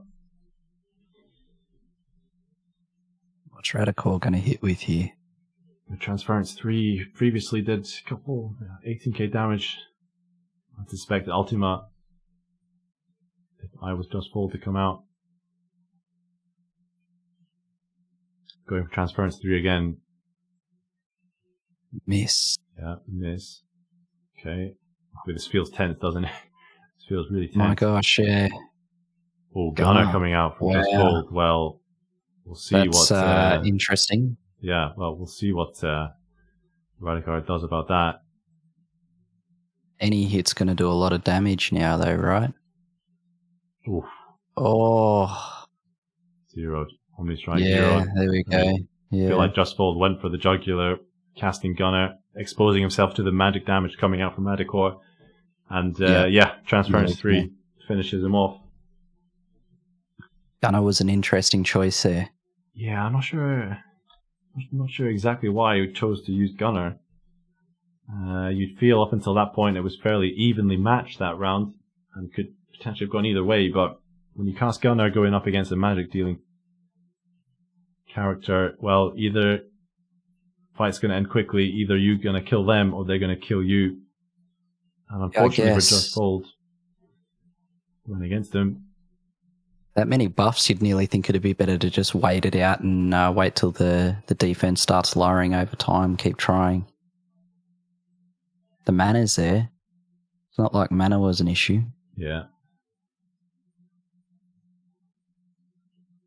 Well, the buffs start going out yet again. Ratakor clearly with the Arch Gadget. Yeah. I would suggest Arisen Arch Gadget probably. Preventing defense and resistance downs. I mean, those accessory slots, giving up immunities or immunity to stat downs. Always choices have to be made. JustFold, interestingly again, not going with Golem's Fortitude. Don't know if he is using an Old Northern Crown or a Gizmo or something to prevent his attack going down. Because, well, there is the attack button. 8k damage. Not really a lot. The golems wants a single hit to hit him or something, maybe. I'm not sure. Yeah. No, that's a good point. I mean, Barrier 2. There's a ward there. It's going to be helpful. Lower the health slowly. Yeah, lower your health enough, but not to 0. Of course, the ideal scenario. Trying Sleep Dart. Nothing happening. I mean, it's a non-proc, so he doesn't know if there's immunity there. There's the Magic Dagger this time. Potential to cause bleed from Ratakor. These drawn out ones, they are tense. They are very tense. Ooh. It's like, what's going to give? Well, JustFold, Omnistrike 3 crit, getting zeroed without Deific Channel up for Ratakor. That's not really exactly it's not a good sign. So this was the thing that pushed it to Gunner last time, I feel like, right? Like, the attacks weren't getting through, so maybe I need more. Celebrities join the chat as well. There's Pearly. Subbed. Pearly. Northern Forge employee, of course. Thank you very much for the sub, sir. Appreciate it. Hope you're enjoying the tournament so far.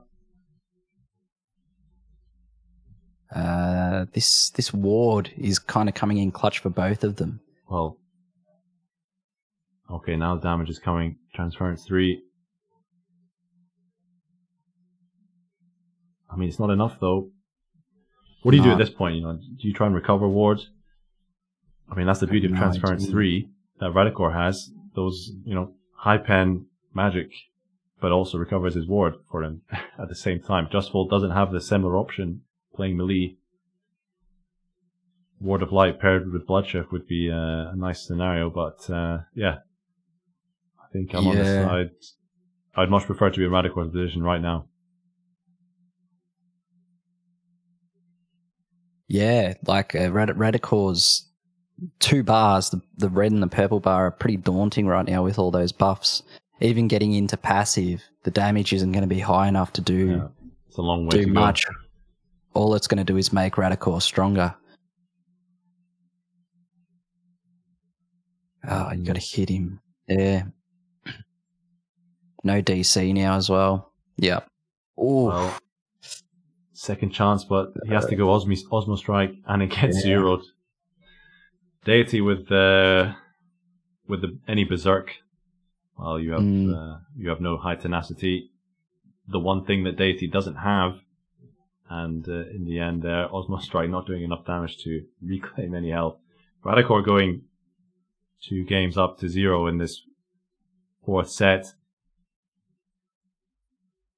Long and drawn out this set is, but it certainly feels like Ratakor has the slight advantage and is patient enough to get all the buffs up, wait out any statuses that JustFold is throwing at him, and waiting for the Transference 3 to slowly chip away.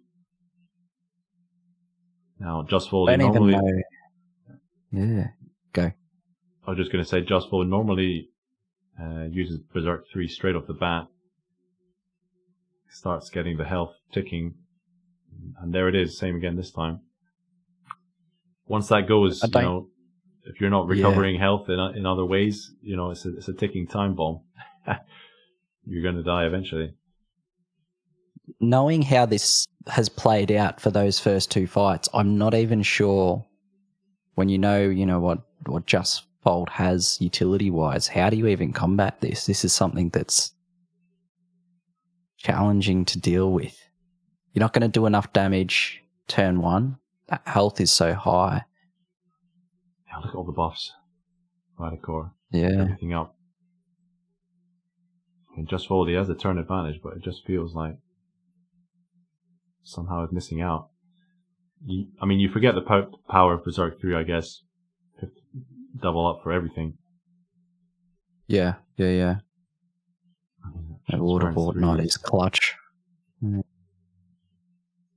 Transference 3, a lot of damage though from Ratakor. It's a great skill. Available in the Arcanist. 60k damage. Oh my gosh. JustFold really going up against it now. Max Fuximus. Talking about Beowulf players. Thanks for the prime. Yeah, there we go. Game is over. And there it is. Mate, set 4. Tie. Well, would you believe it? We're going to a 5th set in the grand final of Orna Champions 2. Ratakor against JustFold. Well, Ratakor really bringing it back to where he was expecting it throughout the tournament. In the Ascendancy. That build. Well, I don't know exactly what he's using. What build do you do? What build do you use against that? It felt like after the first 3 rounds there that JustFold always chasing, just always behind, you know, either disadvantage in some way. And I don't know exactly what you can do there. I mean, you'd be tempted to run it back because I don't know how you get through it. Maybe a blood shift with Ward of Light to kind of regain your ward, and then I don't know, maybe you try the classic miasma skills, you know, draw the fight out even further. Just assassin it up, yeah. Well, hard to assassinate when he's Raider spec. Oh, he has to stay Raider, of course. No, next set. He can go assassin, right? I mean, what are you expecting in this final set? I mean, this is the most important choice of the entire tournament. Is Ratakor going to go back to Swash? JustFold Well, that was his classic Raider build, and he's just lost the set 3-0. Difficult to predict. Yeah, my gosh. Well, you can say activate counter to spam, but well, we haven't seen a lot of counter attack. Yeah, you're right. Yeah. I mean, I guess that's something you could have tried. After losing the first 2 fights there, you may as well try it. But yeah, didn't see it.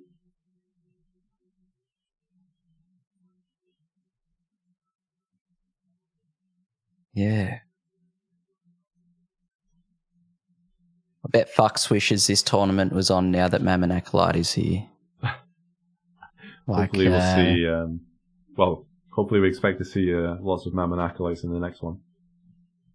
Yeah. This is better than Sumo, by the way, Fox. Don't need to watch Sumo when you've got live esports through Orna, right? 2 Orna heavyweights going at it. Don't you dare. What do we reckon then? What do people think in the chat? Who is going to take out the final set and the entire tournament with the win? No prizes for guessing correctly. Just let me know who you think is going to win. It really is a nail biter. JustFold is just about ready. Yes? Shabash told me that he'll go and spawn 50 scrolls at your house if you guess the winner. So everyone that guesses the winner, he'll just go and summon 50 raids at your house. Yeah. Dangy told me that he would put 50 summoning scrolls in your inventory free of charge if you guess correctly. Fair play, hey? Hometown representation. Well, local support for JustFold. Joe on Team Swash. I have to say, I'm not sure we're going to see Swash in the last set. That's going to be too risky, right? Yeah, it's super risky. Way too risky. Yeah. I mean, I think he took the set with it, but we saw in the third place playoff that round that was just absolutely mad. I mean, Swash can win you the fight, it can lose you the fight just as easily, just as quickly as well. Both these players have shown not scared to use time and patience and buffs and debuffs and what have you to get into a winning position. Gonna have to play the battle music of this final fight. I can't even guess, but I got to say that Ratakor build from that last set, that's tough. It's tough. It's heavy. I don't know what it's I don't typically run into that strong a defense coupled with such strong offense. I wonder what weapon he's using. One-handed magic weapon. Is there a one-handed magic weapon with defense on it? Can't think off the top of my head. He has ward as well. So is there a woven shield in there? Tower? Woven shield. Maybe it's a good shot, actually. The ward is in defense. Yeah. Can still feasibly, because it's not like the ward's sitting above 100k, so I guess like that 80k range could be achievable with that shield.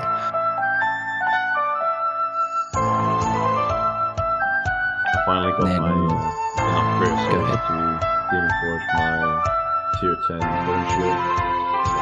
My defense, HP, ward, nice. The anti-swash. Nice. I've got one of those actually. Yeah. I think it's a decent roll as well.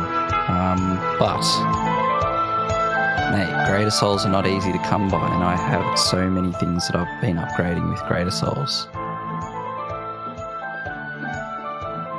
What do I want? Where's that bone shield?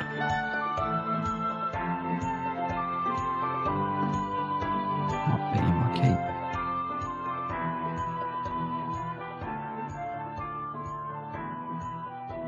Where's your money, Shep? Who's it on? Well, I have to back my kingdom, mate. Ratakor. Pride of the Earthen Legion. Pride of France.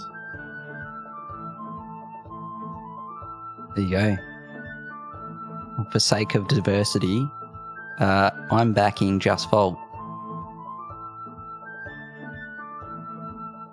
Jolly good. Shame we didn't have a Scotland versus Australia matchup. We should do that on the pod. Who would represent Australia? There you go. I got one of these sitting on level 10. It's a 198 bone shield as well. Oh, Just have not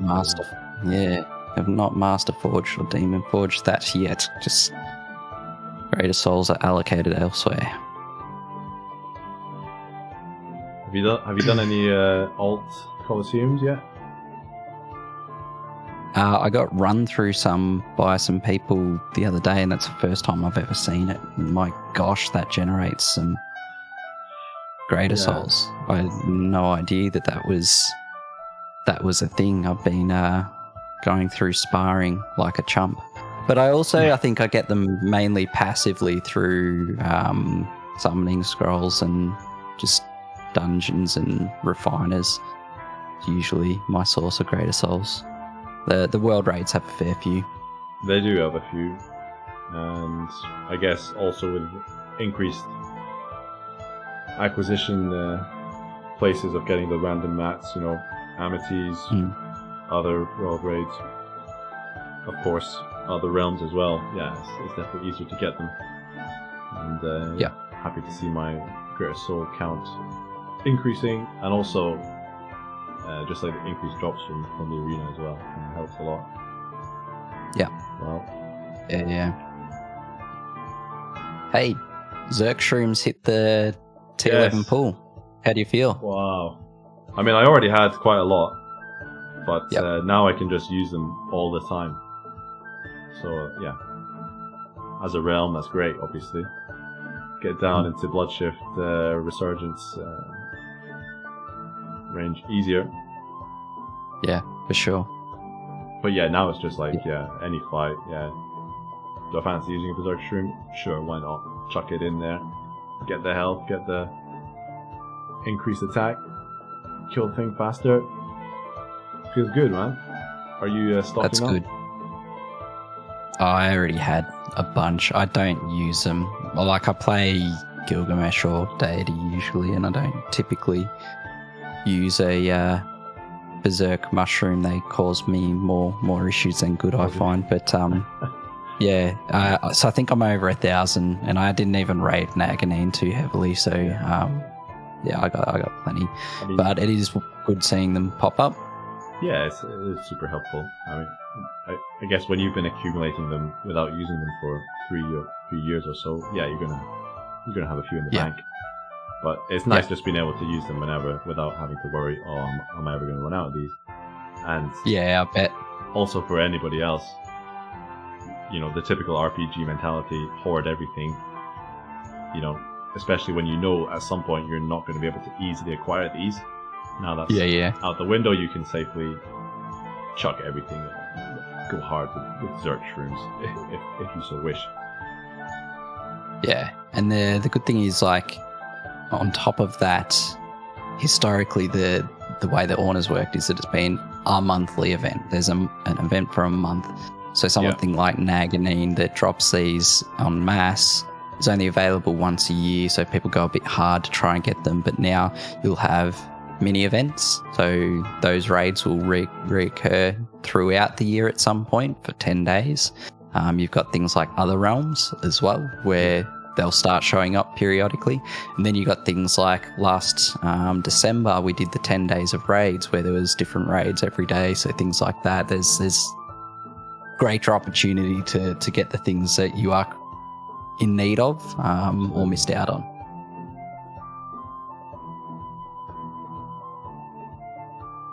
Looking at the chat, is it Kuribo? Is that how you pronounce that name? Kuribo's here, so we can start the last set. We were waiting for you, mate.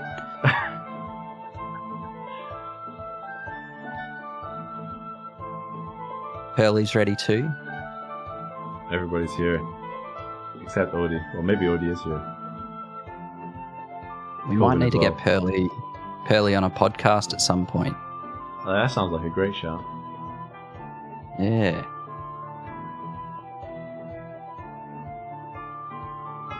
Try and get various team members on there. I reckon that'd be good. Well, I remember we were close to getting Coven on before we had a slight break. But, yeah, it'd be really cool to get he would come on. Team members on. Coven would come on. And I don't know if Pearly's willing to attest to it or not, but between me and Coven, I'm not sure that you'd get a word in, Sheb. Well, that's... so just like a normal podcast then? Yeah, I was waiting for that. It'd just be normal. Okay, I believe we're... well, Arisen podcast coming in 2 weeks. Roughly 13th, if we do it on the Saturday, but that weekend, 13th of August. Love to see everybody there. Of course, it'll be on normal places afterwards. I'm excited to get back to it, Dangy.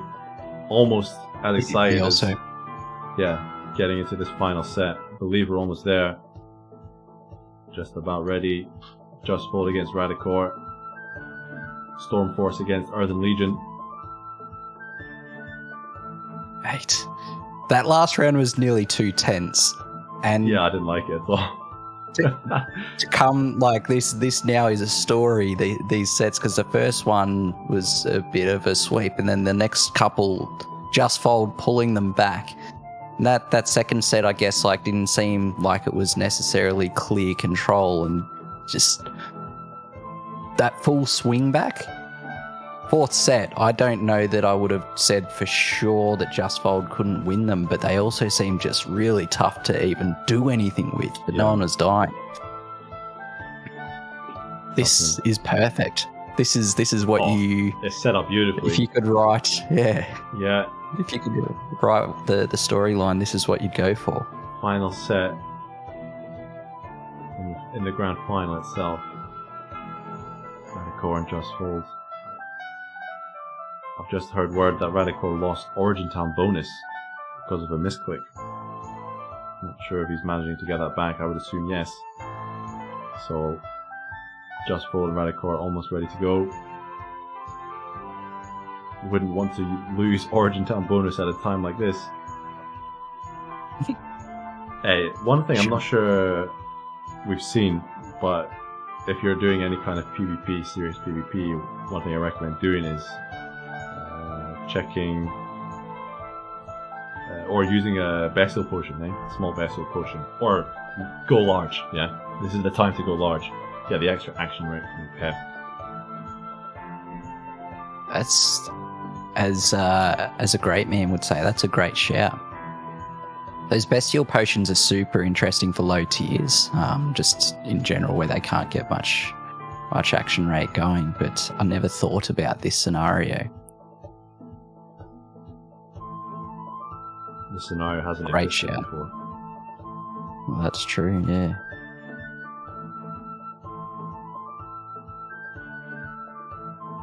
My gosh, yeah. Should make them meet at a neutral way vessel so that they don't have that Origin Town bonus.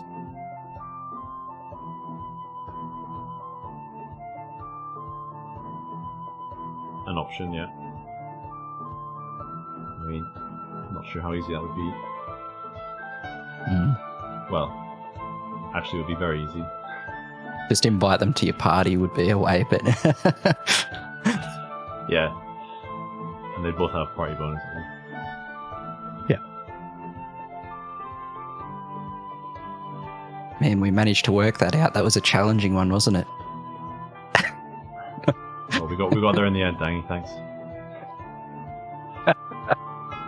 solve that massive issue. Hey, can you? That's a cool point. Tesky in chat, host the next PvP tourney inside other realms. I would love in other realms if you could duel people from, just the random people standing around. Just tap on them and then challenge them to a duel. That would be fun. Yeah, that's actually been spoken about. So I know that the great man, Mr. OD, has talked about different things that he'd love to put in other realms to make it more of an interactive experience in general, not just strictly raids. Well, I know there's monsters in the area. Funnily enough, there was quite a few comments from people about like, I finally got my quest monsters from that other realms thing, which is awesome. But there's various things that need to maybe like shops or themed dungeons that follow the current event, or just dungeons in general. Maybe there should be like 4 dungeons there that you could run through party dungeons with people from around the world. But things like a way to change pets for Beowulfs is something that gets asked about because it's quite challenging for them to enter another realms and use the same follower for everything. Just like everything else, so it's I call it a laundry list. I think that Americans say something else, but basically a docket of there's a lot of big priorities, and there's these small things people want, but then some of the stuff coming in August will have been worth not putting that in focus. So juicy. Yeah, gotta say I'm super hyped for August, mate. Can't believe it's only 2 days away as well. Searcher in Hell. I cannot believe that. Yeah, good time to kind of fill a month with that. Okay, I'm hearing word. We're just waiting for JustFold to finish adorning some gear. So he's pulling out adorning. Wow. Absolutely great. I love it. Shot. I love it. I did this in one of the fights.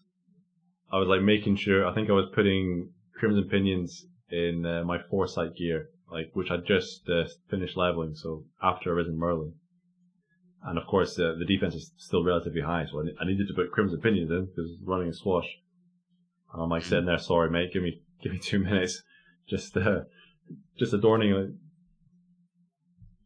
20 slots, changing gear out and stuff, and putting Ferocious Eyes in the Bident and all that kind of stuff. So I did just that the other day as well. I'm like, I'm going to try out some Arrow Storm shenanigans, and I had Arisen Avalon gear that was all Azure pinioned up for Mage's Dance, and I took them all out and put Crimson Pinions in instead. Okay. And I was like, okay, this doesn't quite work as well as Mage's Dance. I'm going to now have to re-Azure pinion all this shit. This is the build with the heavy Arrow Storms, though. Yeah, you showed me a picture. Yeah. You were doing quite a lot of damage. I guess overall you must be doing 750,000 damage. Pretty ideal situation, that one, because it's both an Amity, the alignment from a book, an Amity with that alignment, your elemental. Let's go. Sorry to cut Let's across. do it. Save that one for the pod, because I believe we're about to hit the final set in the final match of Orna Champions 2. 6 weeks of bloodthirsty gameplay. 73, not 700. 73 competitors from all around the world. We're down to the final 2. JustFold of the USA going up against Ratakor of France. Stormforce against Earthen Legion. JustFold actually rocking an Earthen Legion sprite though. The green Arcanic. Love that. Waiting for Ratakor to join the lobby, but this is it, dang it. Everything comes down to now. Hey, who will be the Orna champion?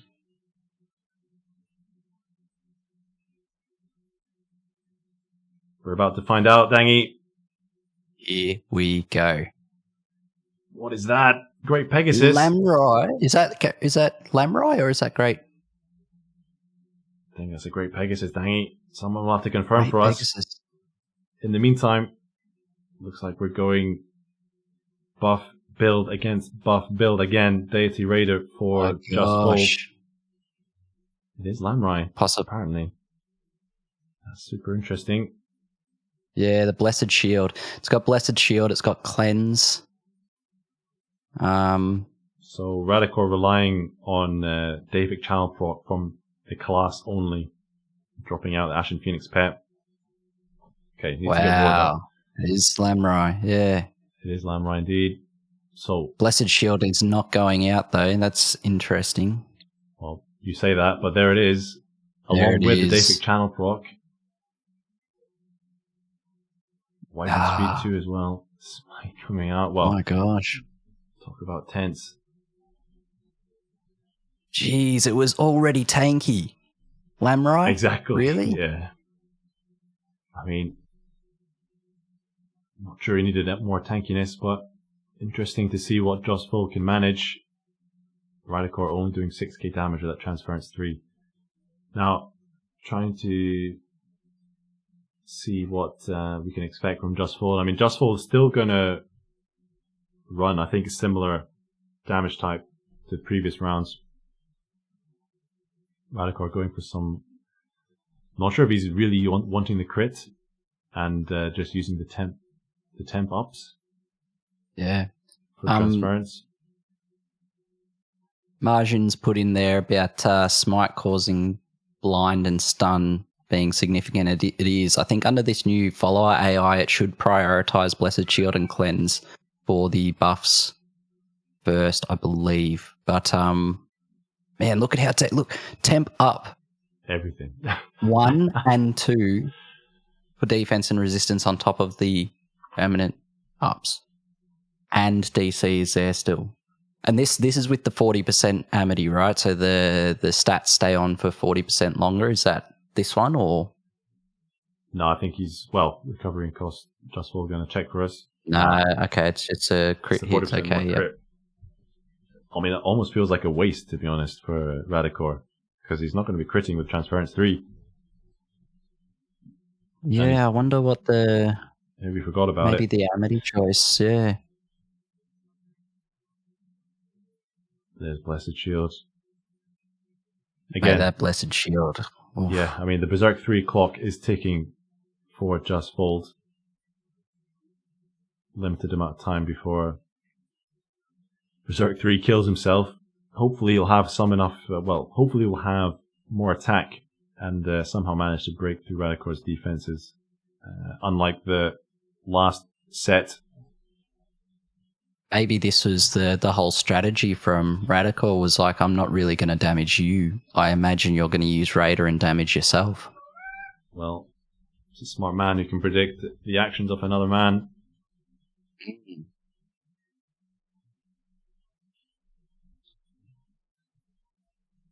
Punch where he will be, not where he is now. And yeah, the rounds go by and JustFold's health just drops slowly away. 2k damage. I don't think that's going to be enough, Dangy. Bastion 3 as well from Ratakor. Well, my gosh. Is he just going to sit there and let JustFold zerk himself to death?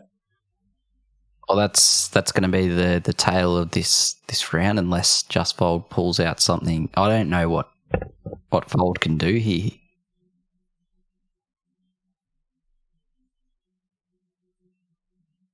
The attack button's doing nothing. That Cleanse is keeping defenses higher and dots away. What tier is Lamrai as a pet? 6. Tier 6? Yeah. Imagine using tier 6 pet in the grand final of a PvP tournament. It is a great follower.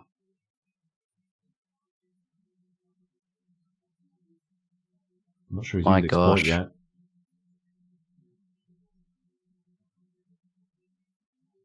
Sortie gets zeroed.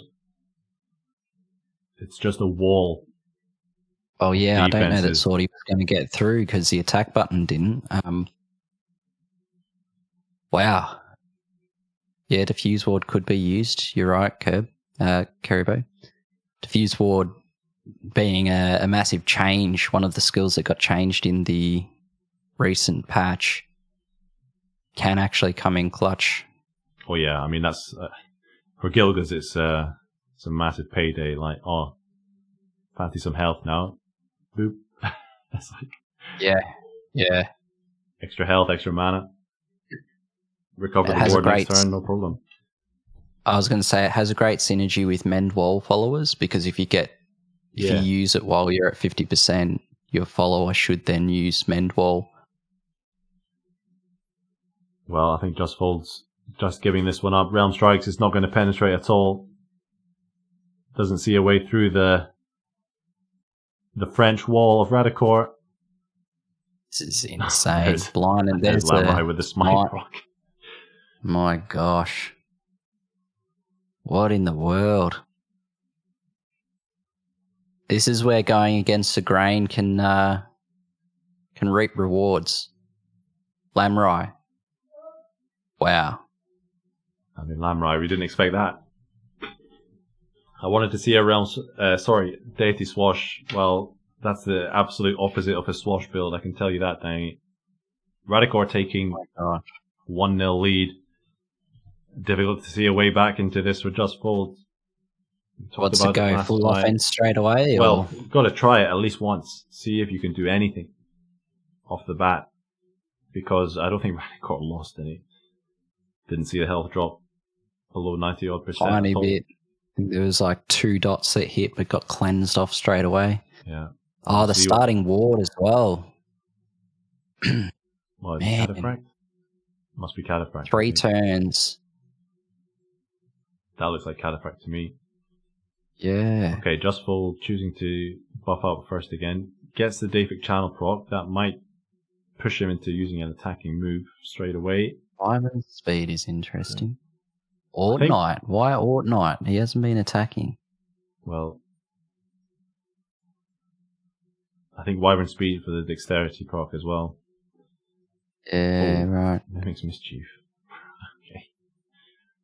Oh, the curse, stun, and blind. Didn't want that. That's rough. That is very rough. The curse is yeah. Oh, while the temp ups are up, having blind and stunned. This is a horrible situation. Oh, but look at that, Dangy. That's a Lugas proc. Triple attack up. Yeah, that was up there before. Oh, that was up last round, was it? Sorry, mate. Yeah. Okay, so the blind and stun is gone.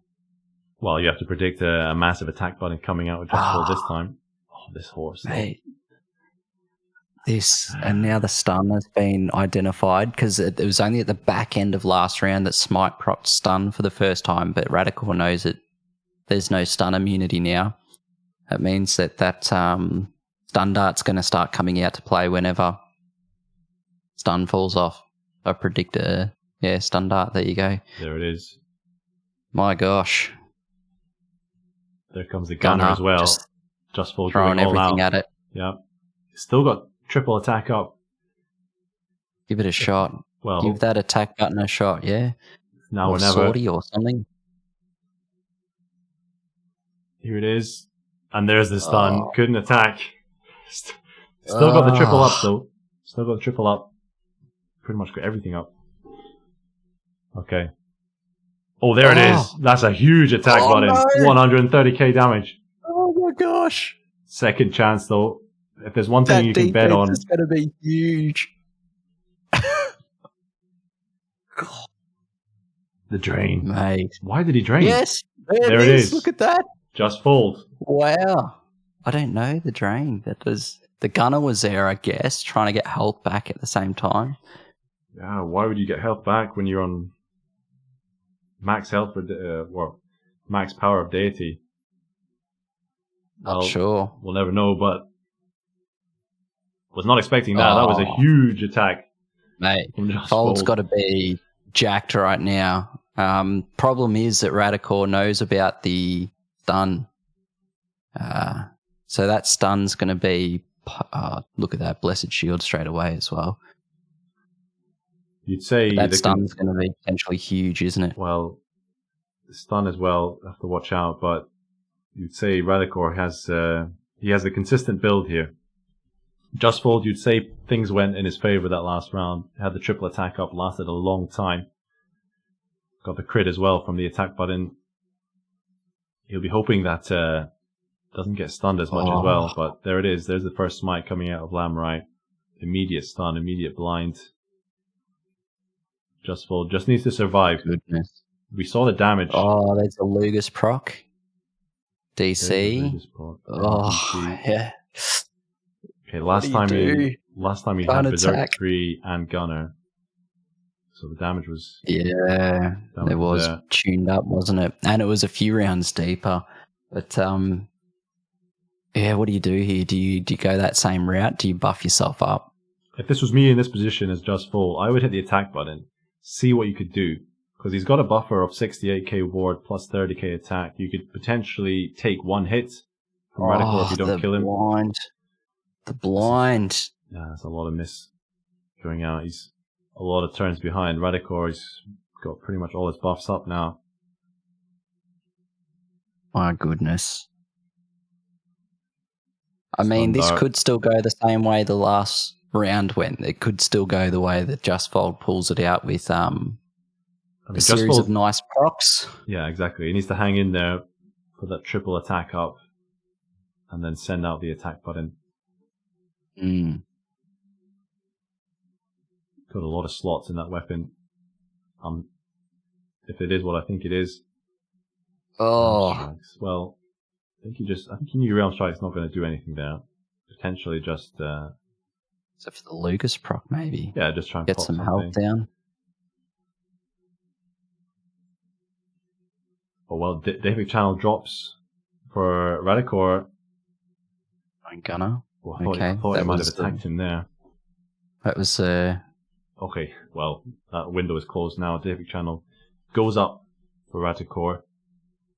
Unfortunately for JustFold, he's got the triple magic up, which has lasted this entire round rather than the attack up. I need me one of the... This JustFold has the Amity on with the 40%. The stats last 40% longer, right? Or is that a previous round? Oh, look at this listening. Thank you. Yeah, 50% longer. It's doing work. That is such an impressive that's a great effect. Amity. Yeah.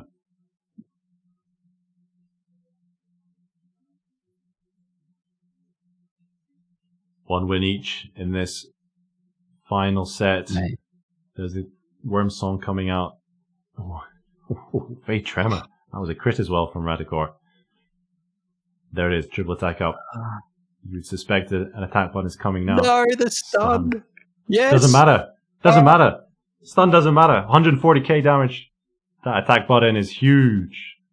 My guy. Wow. Where's second chance when you need it? Wow.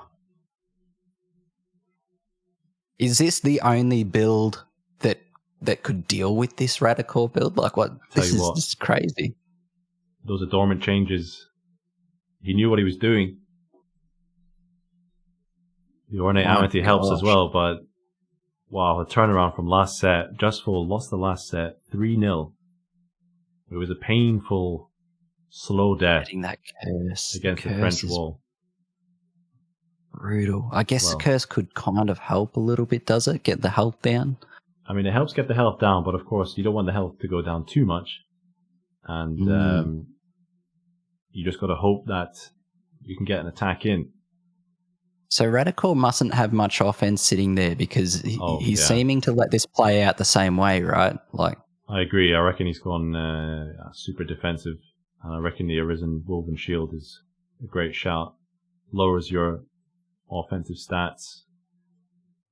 I mean, you'd still expect him to try and do some kind of chip damage, especially when the triple attack is not up. I mean, Ratakor now, he has to... Well, is he going to juggle the stun dart, get stun dart on him? The thing with stun dart is there's always a chance you can attack through it. Makes you feel a little bit safer doing Gunner, knowing that there isn't really offense coming your way. Well, there is the Gunner. Yeah. There is the stun dart. I mean, Ratakor has to attack now.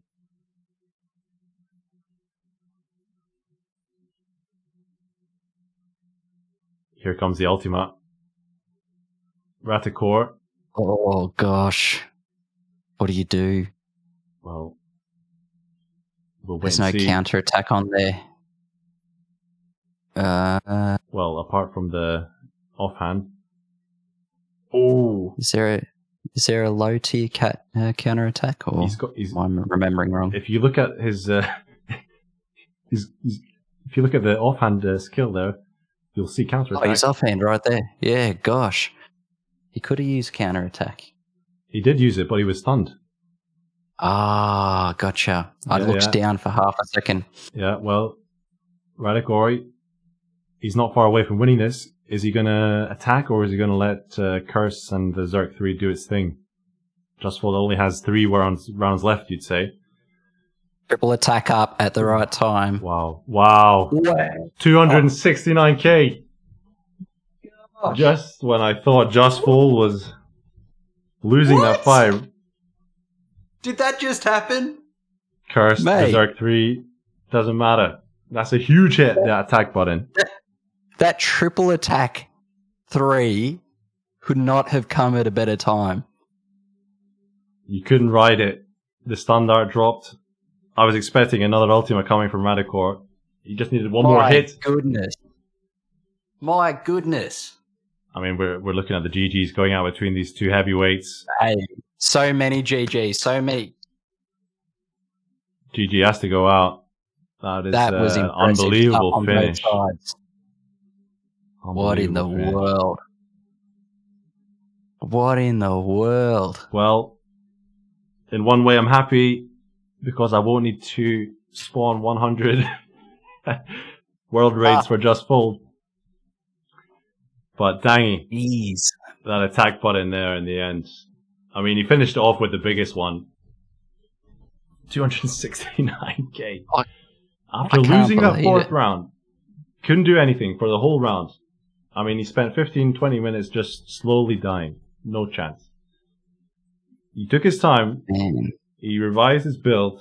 He readorned I don't know how many pieces of gear. But whatever he did, he did the right thing because he came back and he won that final set 3-1. Got to hand it to him. Congratulations, JustFold. That is an absolute smash. I wonder if Fold's, because Fold's still sitting here, right? Fold, are you able to get on a microphone for a second? This is crazy. Must be shaking right now.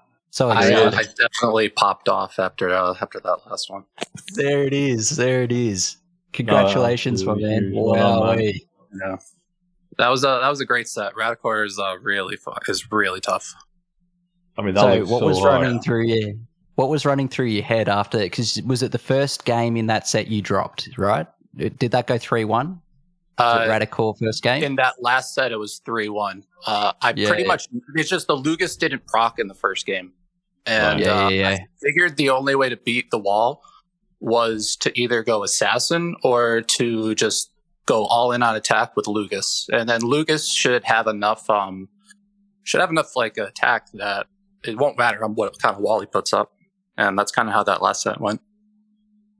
Hey, I wasn't sure how you were going to get through it. I think that Lugus proc caught us a little bit off guard in that second game, but my goodness, waiting it out. That stun would have had you on edge though, right? Like the constant stuns, just riding RNG at that point. Mm-hmm. What a finish. My goodness, well done. Well done to everyone. JustFold, can I ask you what adornments you were changing? So I had full Beguiled warrior set on up until I think I had it for the first couple sets. And I wanted to switch to the mage set because this wall build that he's doing is magic. And the warrior set has 0 resistance. So I just I wanted a little extra toughness. Well, paid off in the end. Yeah, Beguiled gear. Wasn't expecting that. But foresight, HP, stats, yeah. Were you scared of the gunner using gunner? No, I just needed damage. And I think dexterity came in. Well, it didn't really matter as much when he's just turtling, but I have a lot of dexterity in that build, and that's kind of like a secondary defense. Yeah, gotcha. I guess you would have felt more confident about the gunner after seeing in, I guess, the second game that there wasn't much offense coming back your way. It was primarily a sit and wait defensive build, so it might have made you feel a little bit more confident about that gunner choice. I mean, I was up against the wall, and it's if he gets me on the gunner, that's fine. I needed the damage, so. Yeah, gotcha. Well, mate, it was exciting to watch. It was fantastic. I mean, this it was great story couldn't have been written any better. You've showed off the power of both the attack button and also the 50% amity there, the one that keeps your stats on for 50% longer, the positive effects. So we'll now be taking both of those out of the game, and we can attribute that to you. Just gonna mute this guy. Yeah. Really good job. Shabash, I'm so impressed. Madangi, thank you guys for hosting. Thank you guys for running the tournament. It was a blast. Well, thanks, Dangy, for commenting today. But JustFold, mate, thanks. Thanks for taking part. Thank you, Shabash. No bother. I got to thank Dangy for stepping up to commentate. Sure, makes it much more colourful. JustFold, got to thank you for offering the scrolls. I'm happy. I don't need to summon an extra 100. You can keep those for yourself. Use them whenever you want. Got to say GG to Ratakor as well. He was looking unstoppable for the entire tournament. That is his first loss in the final itself. 3-2. JustFold. Well, JustFold. Just the winner. Just what we needed. Ratakor's here as well. It looks like. Still, I thought Ratakor had dropped out, but he's sitting there. I'm not sure if he has any words to say, but because that was a pretty engaging last round. Are you there, Ratakor? I'm not sure how good his English is. I mean, gotcha. Fair enough. Yeah. That's fair. No, that's fair. He might answer in text. He said actually that Swash might have won that last round, and he's probably not wrong, Especially JustFold. Well, JustFold told us he switched everything to mage gear, right? To the mage Begad gear, so his defense would have been lower. Yeah, would have done it. Man, and we were talking about that going into it, like Ratakor, you go Swash, and it's like, that's risky, right? Swash, you could die so easily. But it could have potentially pulled it out there, those big hits, and it could have been for the viewer, a much worse experience because the fights would have been over in a second, but it might have won it in the end. You never know. Well, Ratakor is in the middle of a field, so unfortunately won't be joining us, but he could have won it for the Swashies in that last round, but it wasn't to be this time around. Maybe next time. Dangy, thank you so much, man, for joining me today. You've made the stream much better, no doubt about it. Saves me having to fill the airspace. What was your favorite moment of the fights today? I think there's two standout moments for myself, potentially the same for you. Mate, I was thinking after the first round that we watched that it might be a little bit of that one matchup might just be a little bit too much for another one to deal with. And then it just got progressively better. The semi-finals they set such a high bar that I'm like, oh man, the finals to meet that, it's going to be hard. And then this grand final, just what a story. That instant win from Ratakor and comeback. But I think as just a little snapshot moment, second chance, block. Yeah. Miss, block. That was great. Yeah. That's what Swash is all about. Yeah. My goodness. Great. We'll definitely get some highlights going. But, Dangy, I think for everybody in the stream, I need to go have a sit down after all that. It's been a wonderful culmination of the entire tournament. Got to thank everybody for taking part. Hope everybody had a ton of fun. And not just today, but throughout the whole tournament. And if you're watching these highlights after, I hope you get inspired by some of the builds. And maybe not always Deity. There's other builds out there. We had a Realm Chapter to take home third place, so good to see that. Dangy, we're going to see you in a couple of weeks' time on the Arisen podcast. I know you're excited for that. What do you reckon? Jacked. Oh, mate, I'm that excited. So thanks for having me on. Really appreciate it. Awesome tournament. Well done to yourself and the Orna Legends crew. You've done a brilliant job here. Very exciting to be part of the hosting tonight. So thanks for having me on. No, yeah.